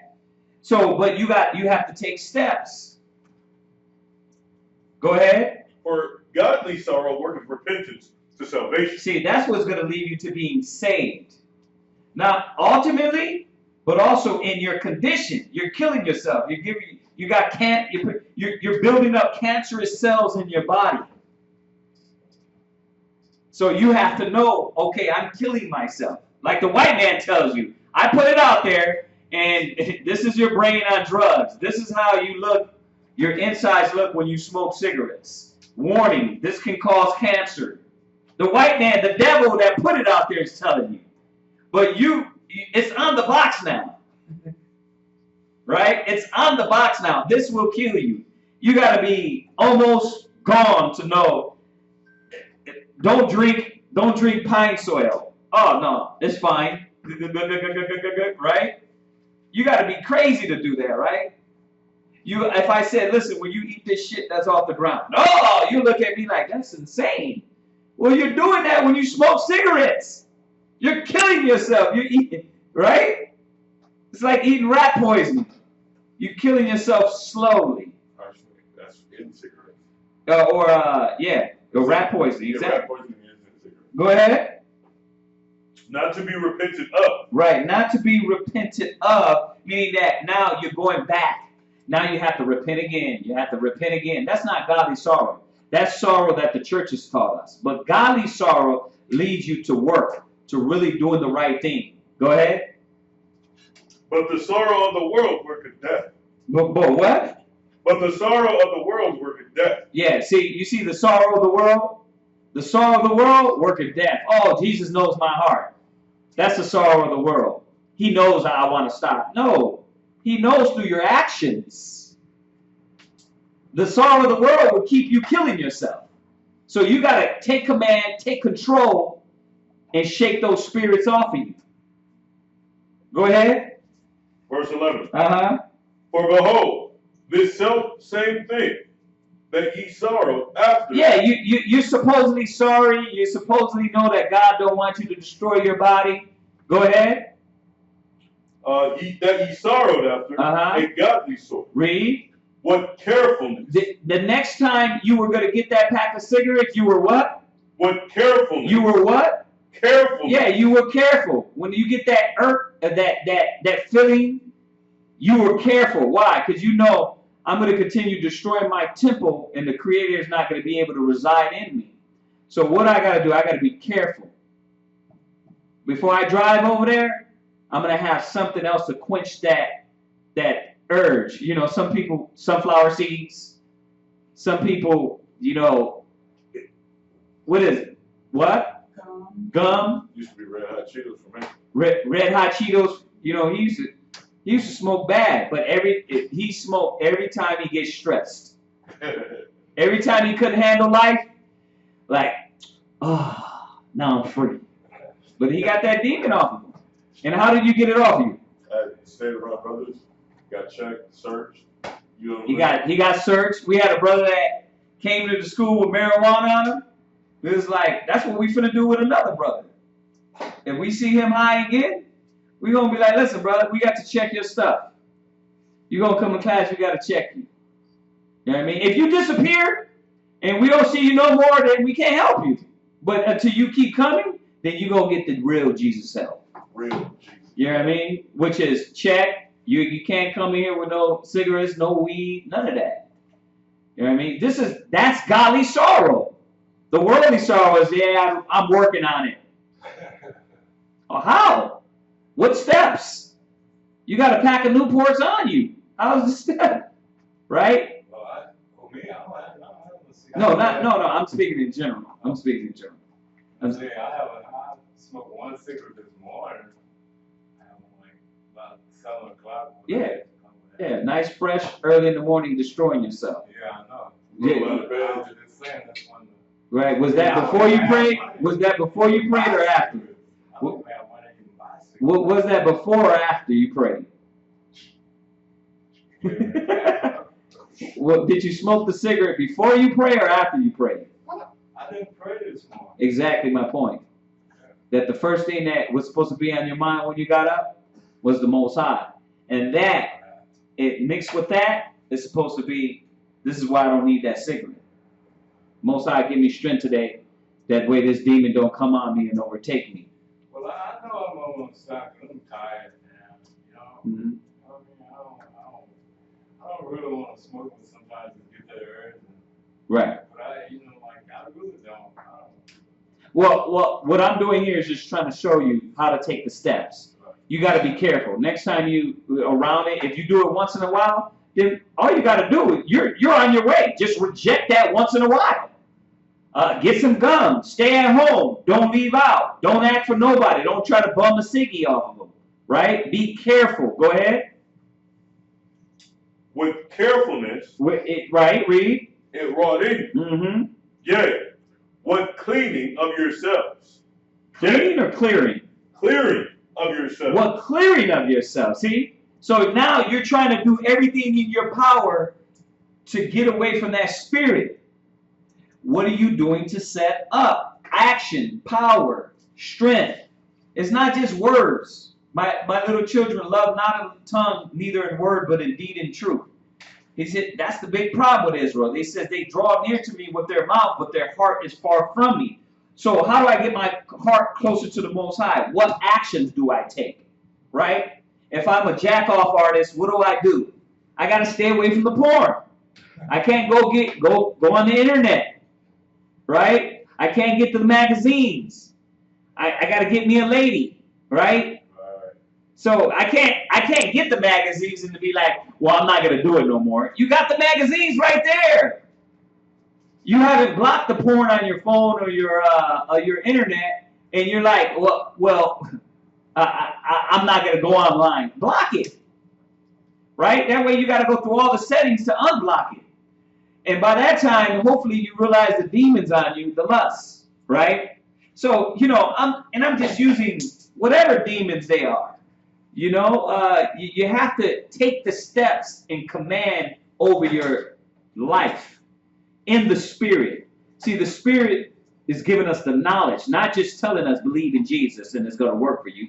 Right. You got to take action. Go ahead. Of yourselves. Yeah. What indignation? What indignation? So, what indignation is? A deep down wrathful against wickedness. So you have to have that fire, that deep indignation against the evil, those spirits that are around you. Go online and just go look through smoking cancer. That'll scare you. That's what we did with the kids. We showed them all the cancer, how people that smoke, how their gums, how their teeth, how their insides look. That scared the hell out of them. That's what you do. You go through that and you realize, oh man, that's how my insides look. Emphysema, there you go. All that. You're like, dang. And you're lucky because you're chocolate. You got good skin. And that skin is a power. That skin is a power to you. That's why the black man has survived AIDS, crack, smoking, heroin. But it's only a matter of time when when it will break down. Or it might not, but still you're defiling your temple. You know what I mean? Because you have a lot of that too. I know my grandma, she smoked weed since she was a kid. She's probably like 100 now, still smoking weed. Every time you smell her, she smells like marijuana. And I'm talking about back in the 90s when I used to see my grandma, my Puerto Rican grandma. You know what I mean?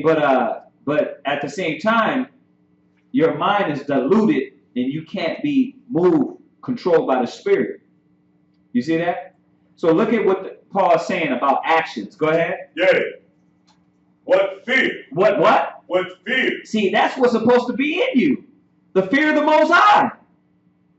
The fear, any minute, he can say, okay, listen, your heart gonna stop. Any minute, you gonna find out you got lung cancer. Any minute. That should be the fear itself. You're like, damn, any minute the Most High, how long I've been smoking? Any minute the Most High can turn this on me and be like, listen, all right, you too damn hard-headed. Well, read it again. It said what? Yeah, what fear? That's what I'm supposed to do. That's what the Creator is supposed to do. That's what this wisdom is supposed to do. In all things that we need to stay away from. We're supposed to fear and be like, damn, any minute the Most High can smack the heck out of me. You got that weed in your car? Any minute. The Most High can say, okay, I'm going to send a cop, pull you over, get you locked up. Then get some drunk nigga in jail just to punch you in the face out of nowhere. It's like, why is this happening to me? Because the Most High been telling you not to do this. Go ahead. What vehement desire? Yeah, what vehement, that deep down in your bosom, strong desire. Go ahead. Yea, what zeal? Right. So you're supposed to have that vehement desire, that strong zeal against this. Go ahead. What revenge? What? Revenge. You're supposed to be revengeful against Satan, knowing that he had trapped you and entrapped you with that demon. You're supposed to be, that godly sorrow leads you to have vengeance and revenge against Satan, to say, nah, I'm going to stay away from that. What do I need to do? Do I need to call a brother? You might need to do that. Whatever it is that you need to do to keep your mind off that ciggy, at that time, when you get that urge, you got to do it. If it's calling a brother saying, Shalom, yeah, I just wanted to rap to you. What's happening? To get your mind on the spirit, to destroy that demon, that spirit. Because listen, it is an urge, and it works through your ligaments, your joints, your blood. It's chemicals flowing through your body. Yes, but there is something that overpowers that. It is the spirit, the mind. It controls it. So yes, it could be in you, but I trust me, many of times where I was like, man, I want that burger. And it's like your body feels the burger, tastes the water burger, right? You can already taste it, the greatest burger, right? Not the water burger. Okay, the In-N-Out burger, right? Yeah. And you knowing that you don't want that right now. And I'm just showing you about that addiction. It's not just one thing. Esau, they put drugs in every damn thing. And they made us addicted to everything. Some people, it's like soda. It's like they can't stop drinking soda, and that's killing them, right? So you got to control your body. You got to control your mind. The scriptures say, give not thyself to thy appetites. It's in Ecclesiastes. Go ahead. In all things, ye have approved yourself. See, and this is what you're supposed to be doing, huh? You're supposed to be trying to approve yourself to the Most High, that you don't want to die. That, look at you, man. I look at you. How old are you, bro? 64. You're 64. You walking here. You ain't got a cane. You should be praising Yahweh. Your back ain't broke. You know what I mean? You healthy. How'd you get here? What? You know what I mean? You healthy at 60-something years old, moving, functioning. You ain't peeing out of a bag. You got diabetes? Look at you. Most black folks your age got diabetes, high blood pressure. You got high blood pressure? Man, you should be thanking the Most High. Why? Because you're still functionable. You ain't old enough to serve the core, the Most High's core. You're not old enough, man. I see brothers getting in your age, they 50-some, and they still doing what we're doing, like young men. Why? Because they taking care of their body, mind, and spirit. A lot of people don't understand that. If you take care of your body, your mind, and your spirit, then you can serve the Most High longer. You can add more Jews to your crown. So don't think because you're 60, you're old, you can't do it. You can still do it. And little did you know it, to be more respected by older men of age to sit down and teach this word to the youth. They need that. So don't think you're past that point, like, oh, I can't do that. You ain't got dementia. I'm looking at you right now. You ain't got dementia. You ain't got where you just speaking out and cursing and what's the one? Tourette's. You're a healthy brother, man. You got all your senses, man. You should know that's a gift. Go look around at our people, brother. They're dying. What's her name that just died? She was 65? Natalie Cole, she just died. Yeah. She just died, right? Look at you, bro. So you can't take, what I'm saying is think about how the Most High blessed you with your health, with your life, with all your limbs. You know what I mean? You ain't got high blood pressure, diabetes. You ain't got dementia. You should be thinking, damn, the Most High still is using me to do good. He can use me. And just because you got the truth now, you still got at least 40, 50 years on you. You know what I mean? You still got at least 40, 50 years on you.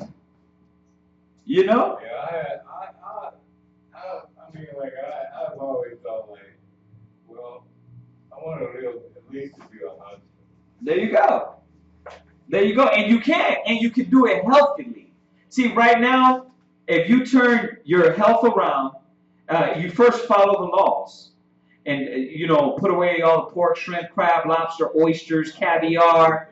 You don't do all that, right? You put away all that stuff. Then you start eating more healthy and, taking certain things out of your diet and replacing them with juicing and fasting and cleansing.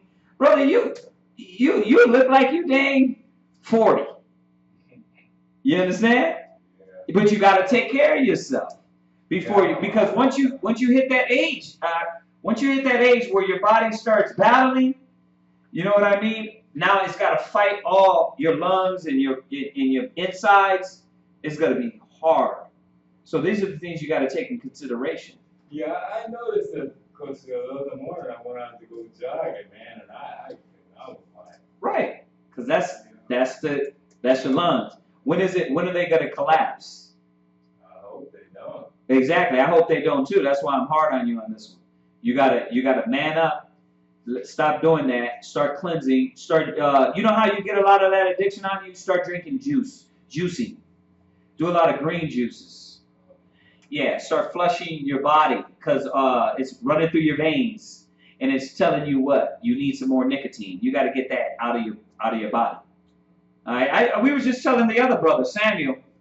He came to last Sabbath class. Samuel, his is high blood pressure, probably diabetes, eating wrong. You know what I mean? So now he got to stay away from all that. And you got to cleanse yourself. And you can be a servant, a tool for the Most High. This is what he means about keeping your temple correct. Right? How long we can live and still serve the Most High. Right? Where are we at? Ecclesiastes is what? 18 to 30. Go to Ecclesiastes 18, verse 30. I also have one, sir. Come. Got it. Ecclesiastes chapter 18 to 30. Come. Go not after thy lust. Go what? Go not after thy lust. That's in the Apocrypha, brother. You got the Apocrypha? No. Alright. We gotta get you Apocrypha. Ecclesiastes 18, verse 30. Go not after thy lust. Do what? Go not after thy lust. Yeah, the Most High said, don't go after your lust. You can't give yourself over to what your heart desires. You can't give over yourself to these things that are bad for you. Go ahead. But refrain thyself from thine appetite. You see that? That's everything. Some people eat too much. It's too bad. That's bad for you. You got to learn how to do everything in moderation. Go ahead. If thou givest thy soul the desires that please her, she will make thee a laughing stock to thine enemies that malign thee. Yeah, they laugh at us, man. When they put the weed, the drugs, the crack, the dope, they put these in our communities. They laugh and mock at the simple-minded slaves. They call they call you sheeple, right? Go ahead.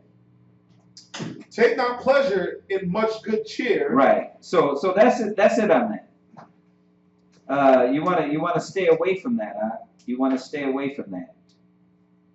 And also 1 Corinthians 3:16 and 17. Good. Should go with that 1 Corinthians 6 and verse 9. Or 6 and verse what was it? 1 Corinthians 6 and 19. Right. We're going to back to the Bible, 1 Corinthians 3, verse 16 and 17. 1 Corinthians chapter 3 and verse 16. Know ye not that you are the temple of the Most High, and that the Spirit of the Most High dwelleth in you? All right, so again, he's reiterating what we read in 1 Corinthians 6:19. Go ahead. If any man defile the temple of the Most High, him shall the Most High destroy. So why do you get cancer? Why do you get emphysema? Why do you get all kinds of infections of the blood, the lungs, the body? Because if you defile your temple, him will the Most High destroy. You see that? And really, it's not like he got to descend out of heaven to come and smash you. You're a victim of your own your own consequences. The things you brought on yourself. He's just letting you know ahead of time that look, it's the things I've set up in order against the wicked. those things you subject yourself to. It's like if I tell you, look, I don't got a car, I got a steamroller rolling down the street at 100 miles an hour, right? Don't cross the street at 11:15, right? Did I curse you? Did I come out the sky and smash you under the steamroller if you cross the street at 11:15? No, you're a victim of your own circumstances. See that? I try to give you the way that I've already set this in action, and this is how you avoid it. You understand? Just like all the curses. It ain't like he had to come down and personally be like, okay, now I'm gonna put you guys all in a boat and then whoosh you over to America. Nah. He just let us know, listen, you do this. This is the system of events I got set in place when you don't do this. You understand? Can I get one on that? Go to Corinthians, Jeremiah 2, verse 19, and then we'll jump right back. Just on his point. Jeremiah 2, verse 19. Jeremiah chapter 2 and verse 19. All right, wait till he gets it. We could be flying so fast. Brothers are like ninjas. Chapter 2, verse 19. Jeremiah 2, verse 19. You know you're sitting up there, right? I'm in class right now. All right, go ahead. All right. Oh, Jeremiah chapter 2, verse 19. Yeah. Thy own wickedness shall correct thee. Right. So just so what Freestyle Mom is saying, thine own wickedness shall correct thee. Go ahead. And thy backsliding shall reprove thee. Yeah. It's not that the Most High has to come down and do it himself. Is that it's you know how you hear these people say the universal laws. Well, there is such a thing. There's such a thing because the Most High created it. See, that's what they're not saying, understanding. They're acting like this universal law is just a mist of smoke. God created the universal laws. You reap what you sow, right? He created that. So he's showing you that he don't have to come down because he already created the way for you to, he created for you to do righteousness and have a choice to do wickedness. And what your heart desires, you will give yourself over to. Right? The Most High, the Most High, and when you give yourself to that, it could be for your destruction, or it could be for your long living life in the spirit of the Most High. You see that? So he said, thine own wickedness shall correct thee. Go ahead. Know therefore and see that it is an evil thing and bitter that thou hast forsaken the Lord thy God. Right. You see that? Go ahead. And that my fear is not in thee. Right. That my what? Fear is not in thee. Now you see why I read it said in 2 Corinthians 7 about fear. See, because you're supposed to fear. It's supposed to scare you. Like, that's what we don't think about. We don't think about the hand of the invisible power getting ready to put the dang smack down on you. So you just keep doing it. Really, that's really, man, that's us really rejecting the Most High. Yeah. We should know the Most High is always there watching us. Right? Okay, jump back to Corinthians. Oh, that was it? Okay. Any other questions? If your parents divorce and the father is taken into a heathenistic lifestyle and marries another woman, who takes care of the mother?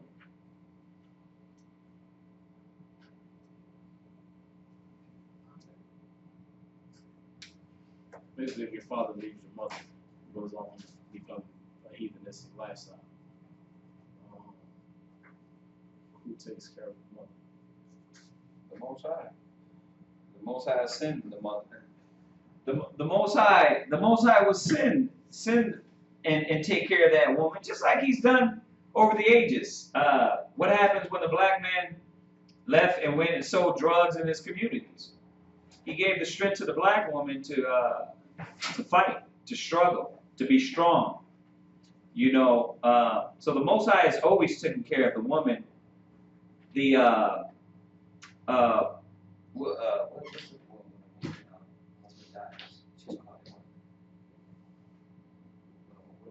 Right. He always takes care of the widow. You know, he always took care of the widow. So if the father leaves and go worship other gods and other idols, and vice versa, the Most High is going to take care of that individual and send a righteous person, a righteous husband to that woman. I mean, hopefully that answers your question. But the Most High takes care of the widows. All right, was that it on those questions? Yeah. That's it?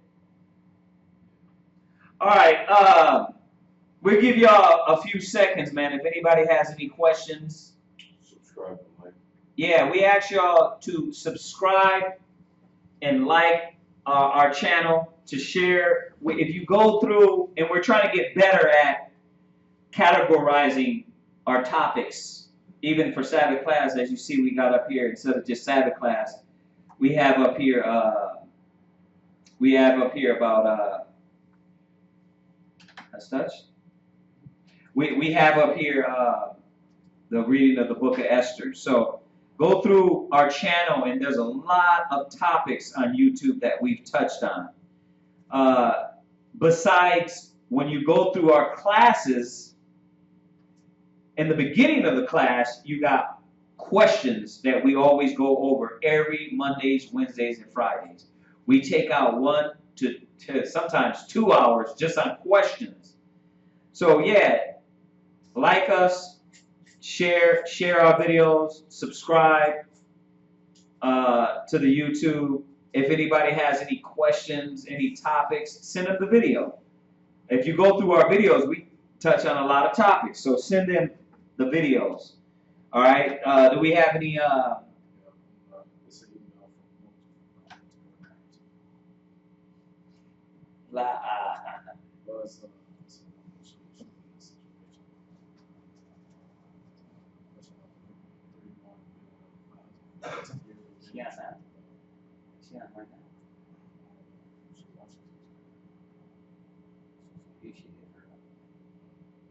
All right. Any other questions?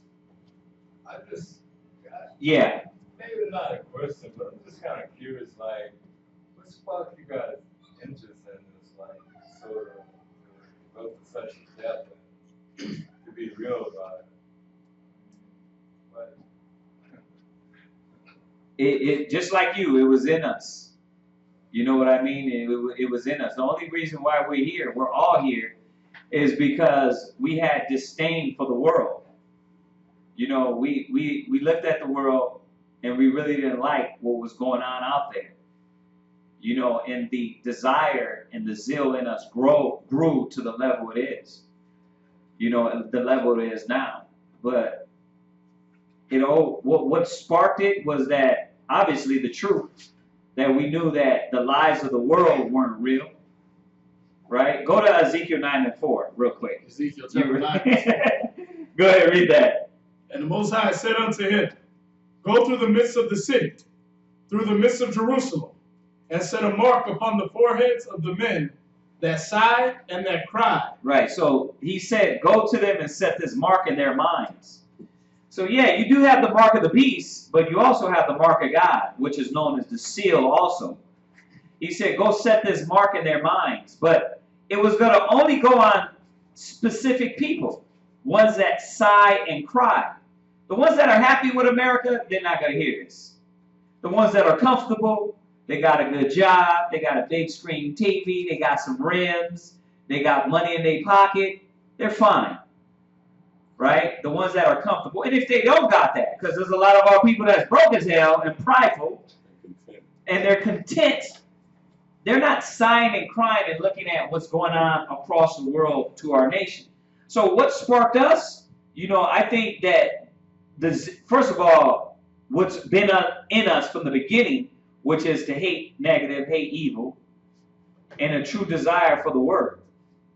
Right? That's all of us. That's why you're sitting here. yeah, because I know, I mean, I've always had an interest in this, like, even like when I was young, you know, go back as I can remember. My grandmother used to like read the Bible. I remember that from the age of 9 or 10. Right. Because I, you know, kind of like grew up and I was like, even when I was in my 20s, I was like, read, but I couldn't get it. But I never lost it. There you go. And as I grew older, I would read. I didn't understand, but I never lost it. There you go. So I know like this wasn't a coincidence, just a coincidence. One night I was just sitting at home, just flipping my channel, and there you guys appeared. On the cable show. Yeah, and I started listening to you, and it was like, man, this it really made sense, and something I had never heard before, and I was like, there's something about this, and There you go. here I am. It's been in you. Yeah. See, remember when he told the apostles, he said, I will bring all things to your remembrance. So it's not us, it's the Spirit that you agree with. Yeah. So it's bringing all those things to remembrance was already in you. You just getting you're getting the knowledge to bring all those things out of you now. You know what I mean? Your spirit already agrees with it. Yeah. Why so long? Why so like, why have to go through? I mean, I just started like you guys like half my age, and you guys know you know what I'm saying? Right. So We come at different times. Remember when you go into the parable about the ones that were given the penny, some came at the beginning of the day, and some came at the end of the day. But but they all got the same penny. So we're all gonna get the same gift. Whenever you're called, that's when you're supposed to run. And run the race, not as one that beateth the air, but as one that may attain. So to get that prize. So, like I said, you're still healthy. You ain't walking with a cane. You could run just like other brothers. It's all your desire. It's all your desire and your zeal for the Most High. It ain't got nothing to do with age. Yeah. Yeah. So Matthew chapter 20 about the penny. Yeah, Matthew's 20 about the penny. You can read that. So it doesn't matter when you're called, bro. It doesn't matter when you're called. I mean, like I said, I'll say it again and say it again. You're healthy. At least I hope so. Right? Move on it. Move on it, man. I mean, no more. Hey, I look at it like this. You're no more beat up than us. I mean, he's battling his diabetes. My back goes out every other day. You know what I mean? But that ain't going to stop me. That ain't going to stop us. You know, we got to keep. So, I mean, you ain't got diabetes. You walking here fine. You're better than us. You're better than us, and you 60 something. My back went out the other day. I had to crawl out of bed, man. I used to have that problem too, so I started like exercise. I don't know, maybe that helped. I don't know. That's what I said, man. You got to be lucky, bro. You have to be lucky. But anyway, we have anything else? Let me give these two scriptures. Isaiah 48:10 and Ecclesiastes 2:5. For why it took so long, or why you've been through so many situations before coming to the truth. Isaiah 48:10. Yeah, Isaiah chapter 48 verse 10. And then in the Apocrypha you can get Ecclesiastes 2 and 5.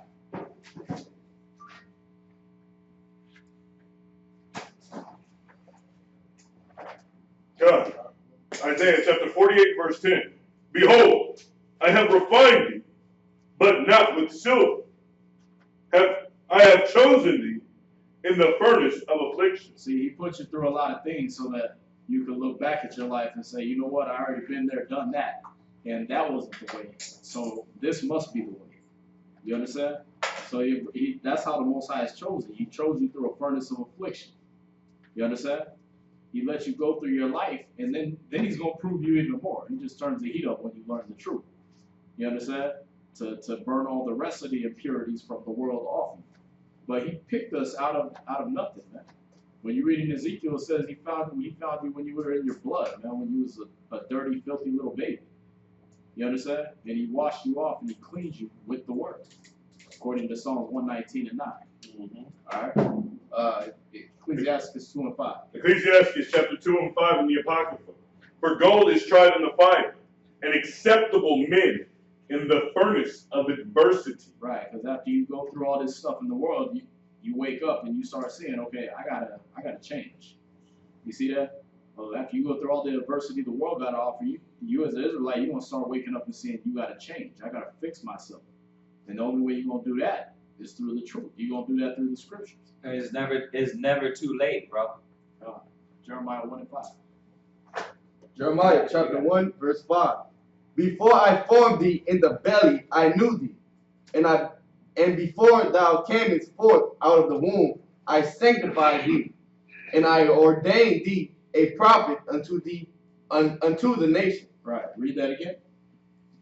Jeremiah chapter 1, verse 5.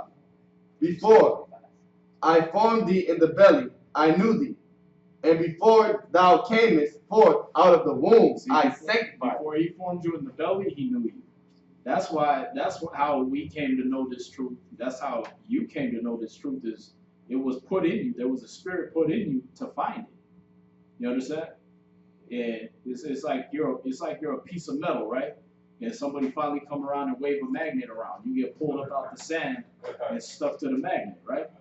Yeah, it's the same thing. That's you're gonna be put in the dirt. You're gonna be put out there in the world, and then he's gonna come and find you. You were always meant to be attracted to that spirit. You see that? He just came to you later on the beach. You understand? But you like those people that got that little metal wand, walking around the beach trying to find treasure.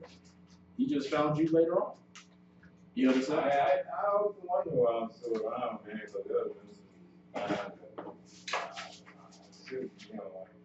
well, I wouldn't say I should be here, but I'm lucky to be here. Right? Well, watch. Keep reading. This is what you're supposed to be doing. And I ordained thee a prophet unto the nation. That's your job. That's what your calling is. You understand?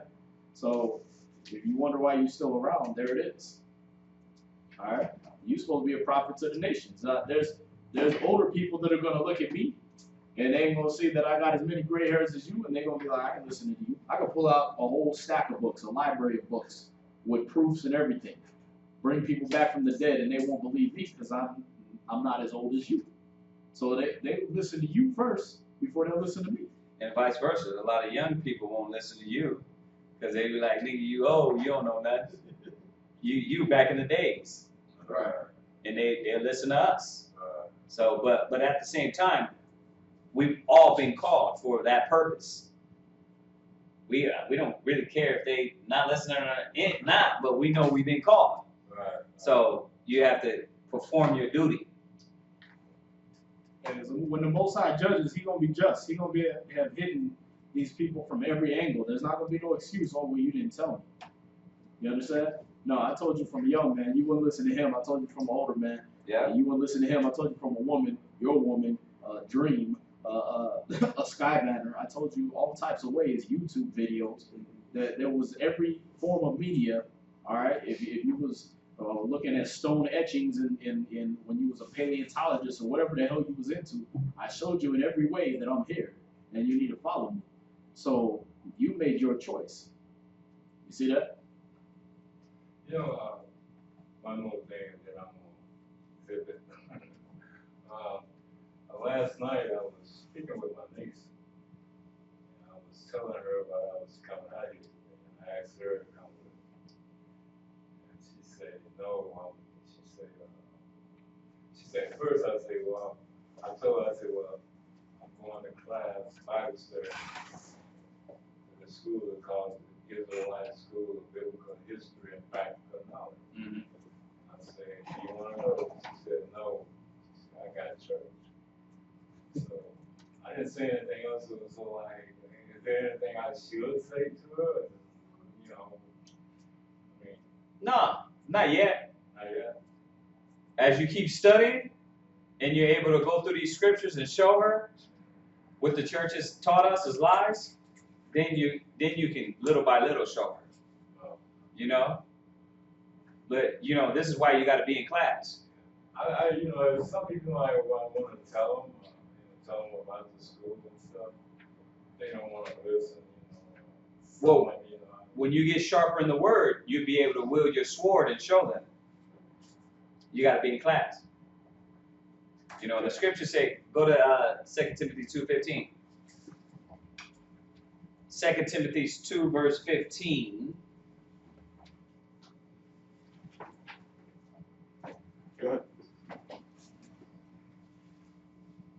2 Timothy chapter 2 and verse 15. Yes, sir.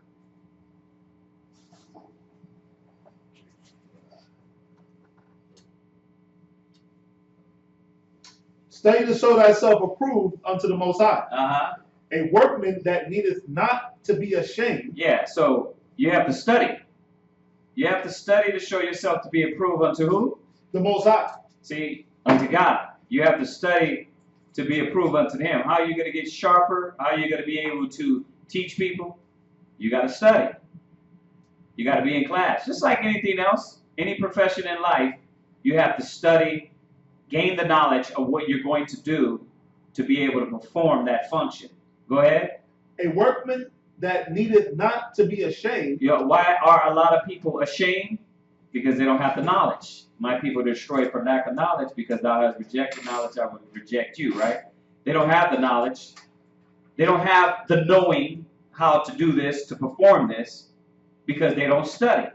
So therefore, when it's time to show and prove, they fail. When it's time to battle that lust, pride, the envy, the doubt, the hatred, the jealousy, the arrogance, they fail because they haven't studied how to go against that. Go ahead. Rightly dividing the word of truth. Because there's a right way to go through the Bible and correctly divide it.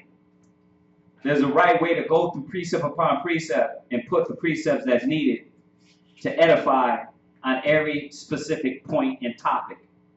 Dealing with your mind, your body, your spirit, family, brothers, sisters, nation. Every way it teaches us how to function and how to deal with every instance in our life. Go ahead. But shun, verse 16. But shun, Right, but that's it on that. You see that? So you have to study. You have to be in class. Give me where else it goes. Go to your pocket for one more. Let me get one more on that.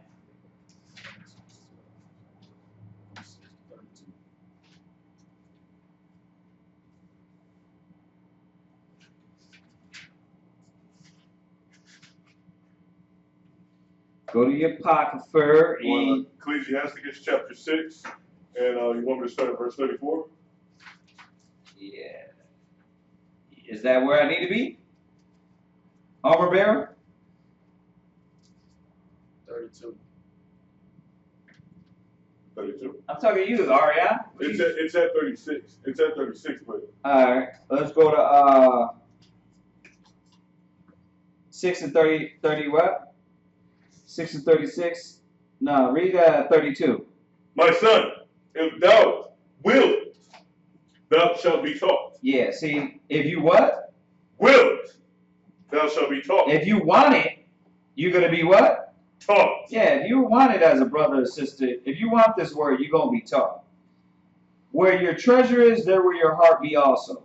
If you want this word, brother, you're going to be where the word is. You're going to be taught. We have classes Mondays, Wednesdays, and Fridays. We have classes Saturday mornings. You need a ride? Call. It ain't nothing. It ain't nothing for you to get a ride. Go ahead.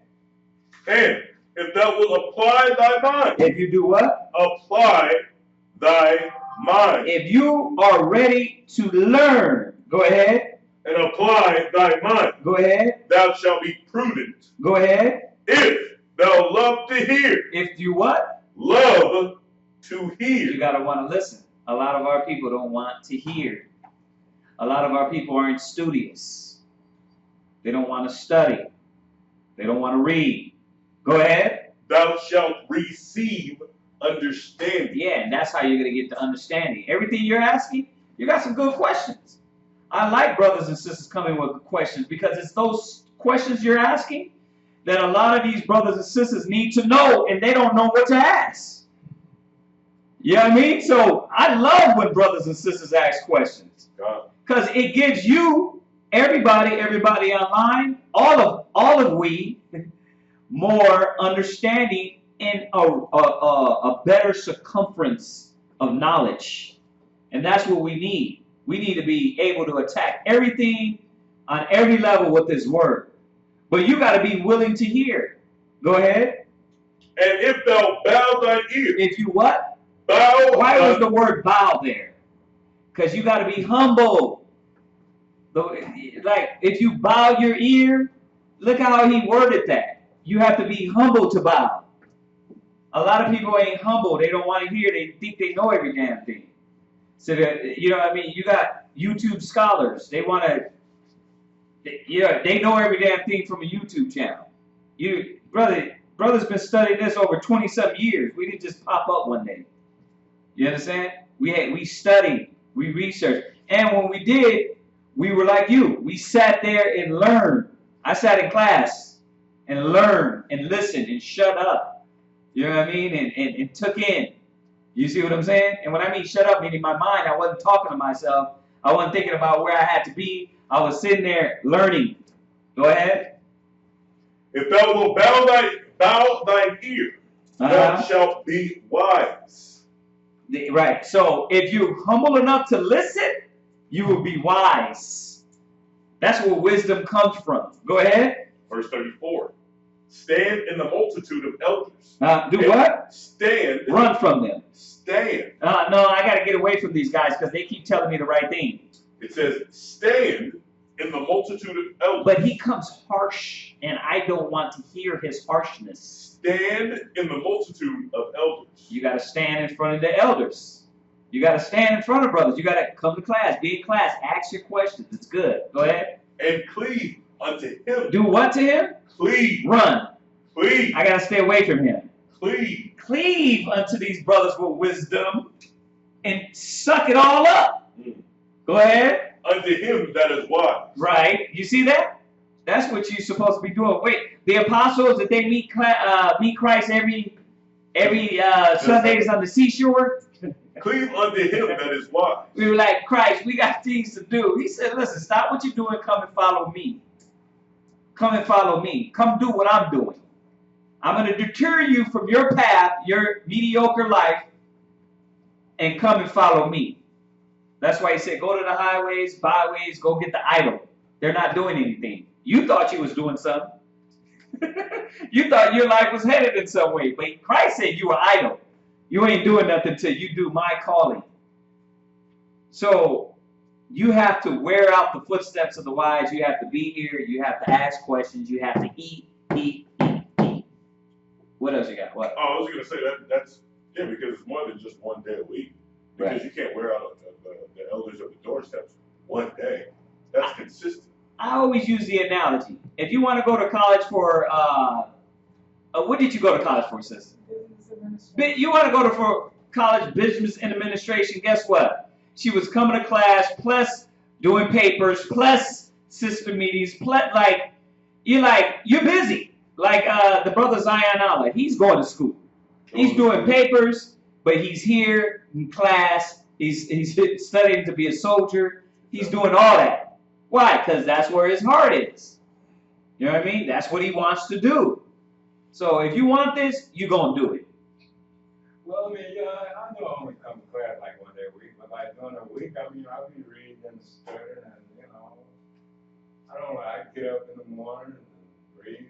Middle of the day, you gotta read. No, I know, but all these questions you got, you should be here. Because that way you can ask your questions. Or be online, ask your questions, you know what I mean? Like I said, if you need a ride, you're in town. YouTube is for people that's out of the city. You know what I mean? You're in town, be here. Because you're going to be able to talk to brothers afterwards and get that camaraderie and all those other things that come with brotherhood, sisterhood. You see what I'm saying? Well, I like college, but I don't know. I gotta get the thing on my mind about independent, We're a nation, brother. We're a nation. You got to let us do our works of charity to prove ourselves as true believers. You have to see that to see what a true believer is, to emulate that. It's all a program, bro. If you don't let us do our charity and get you a ride, then you won't know how to be charitable. That's how it works. That's how it works.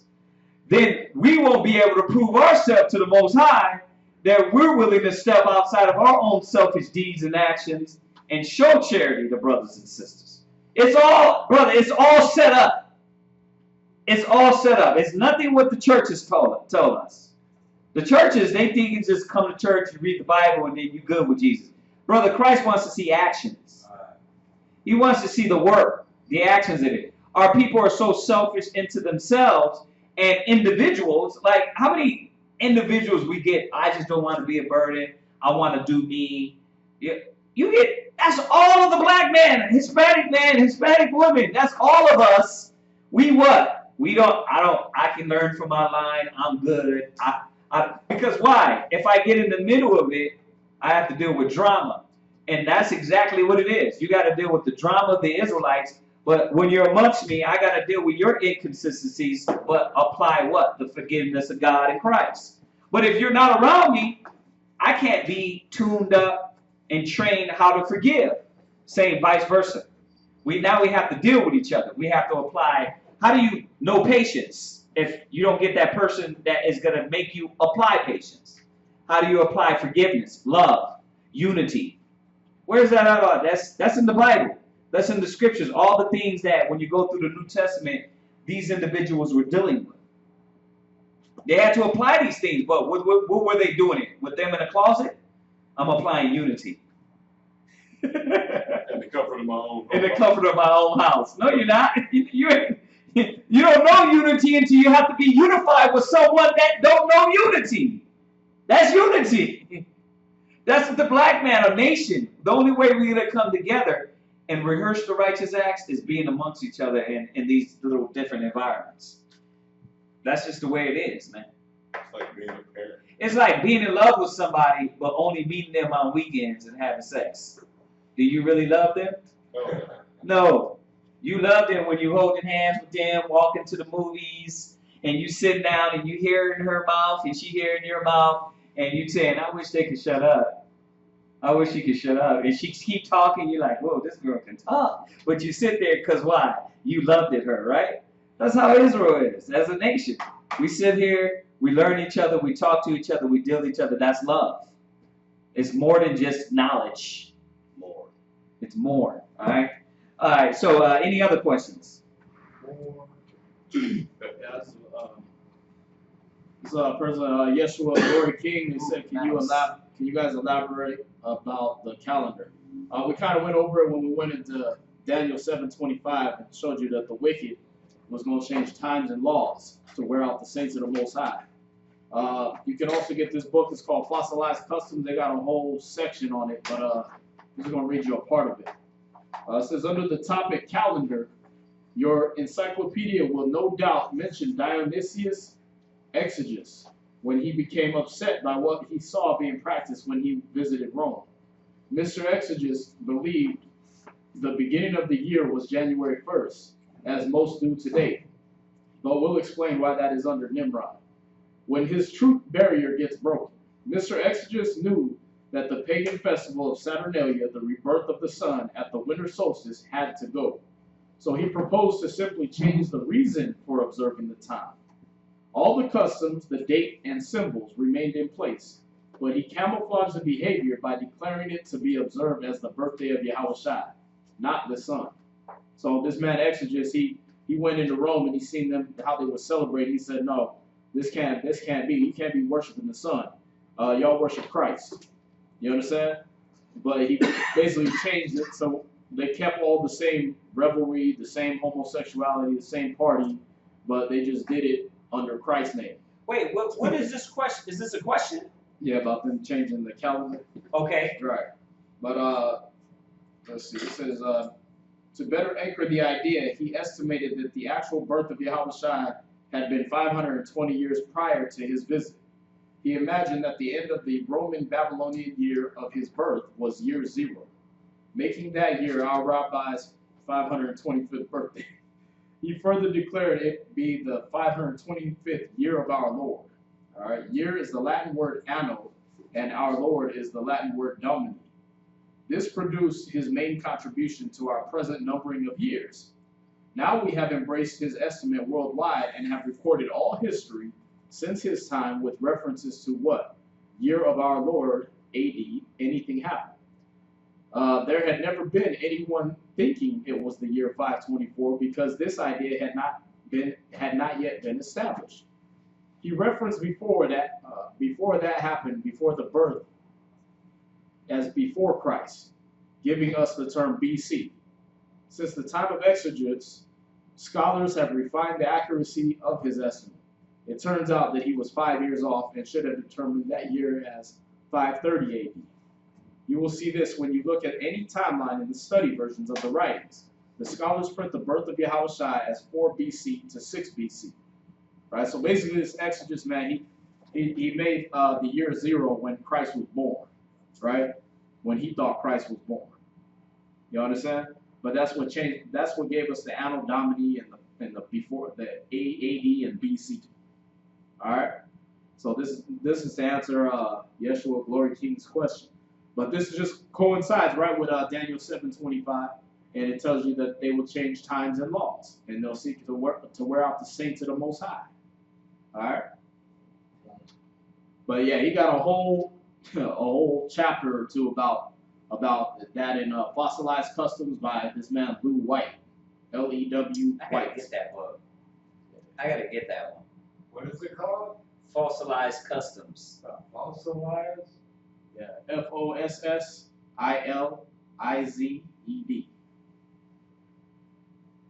And then Customs.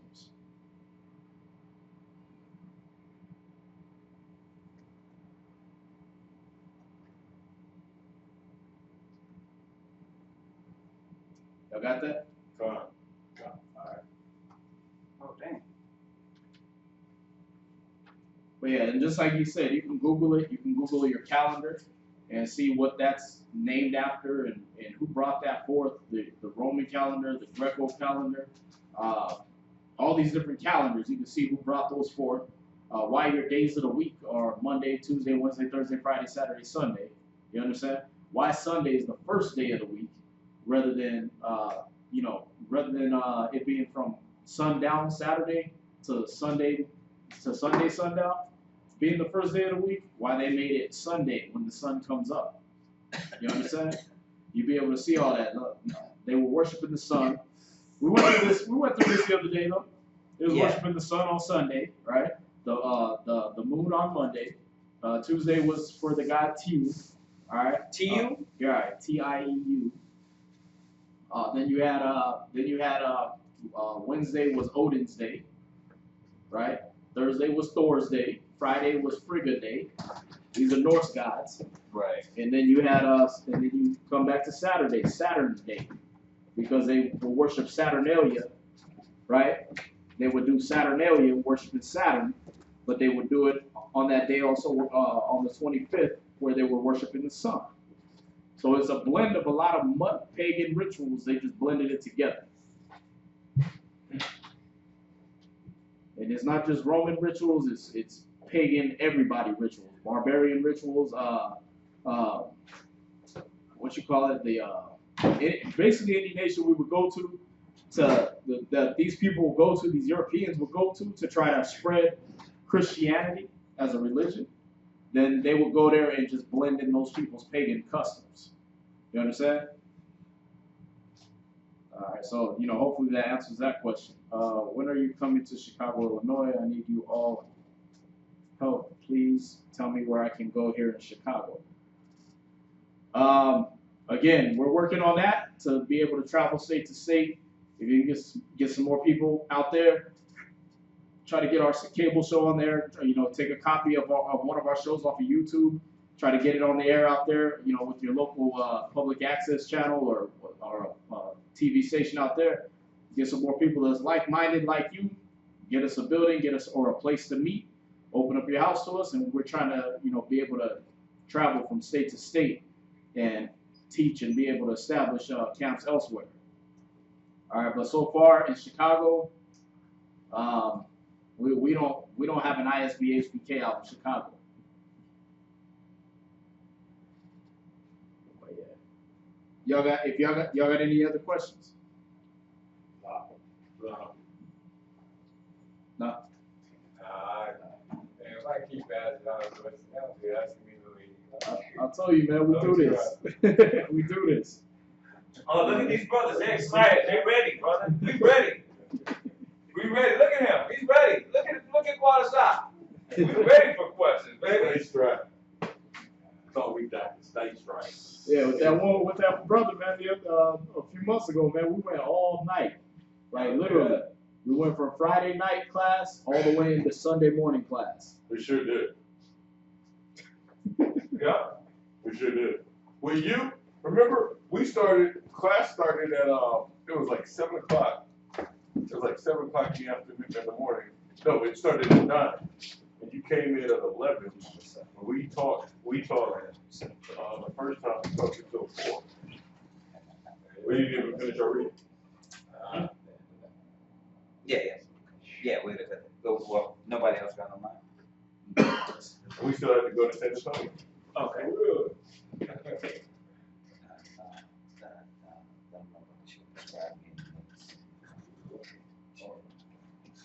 Yeah, and with that, we're gonna conclude classes. There's no other questions. But please like, share, subscribe to the videos.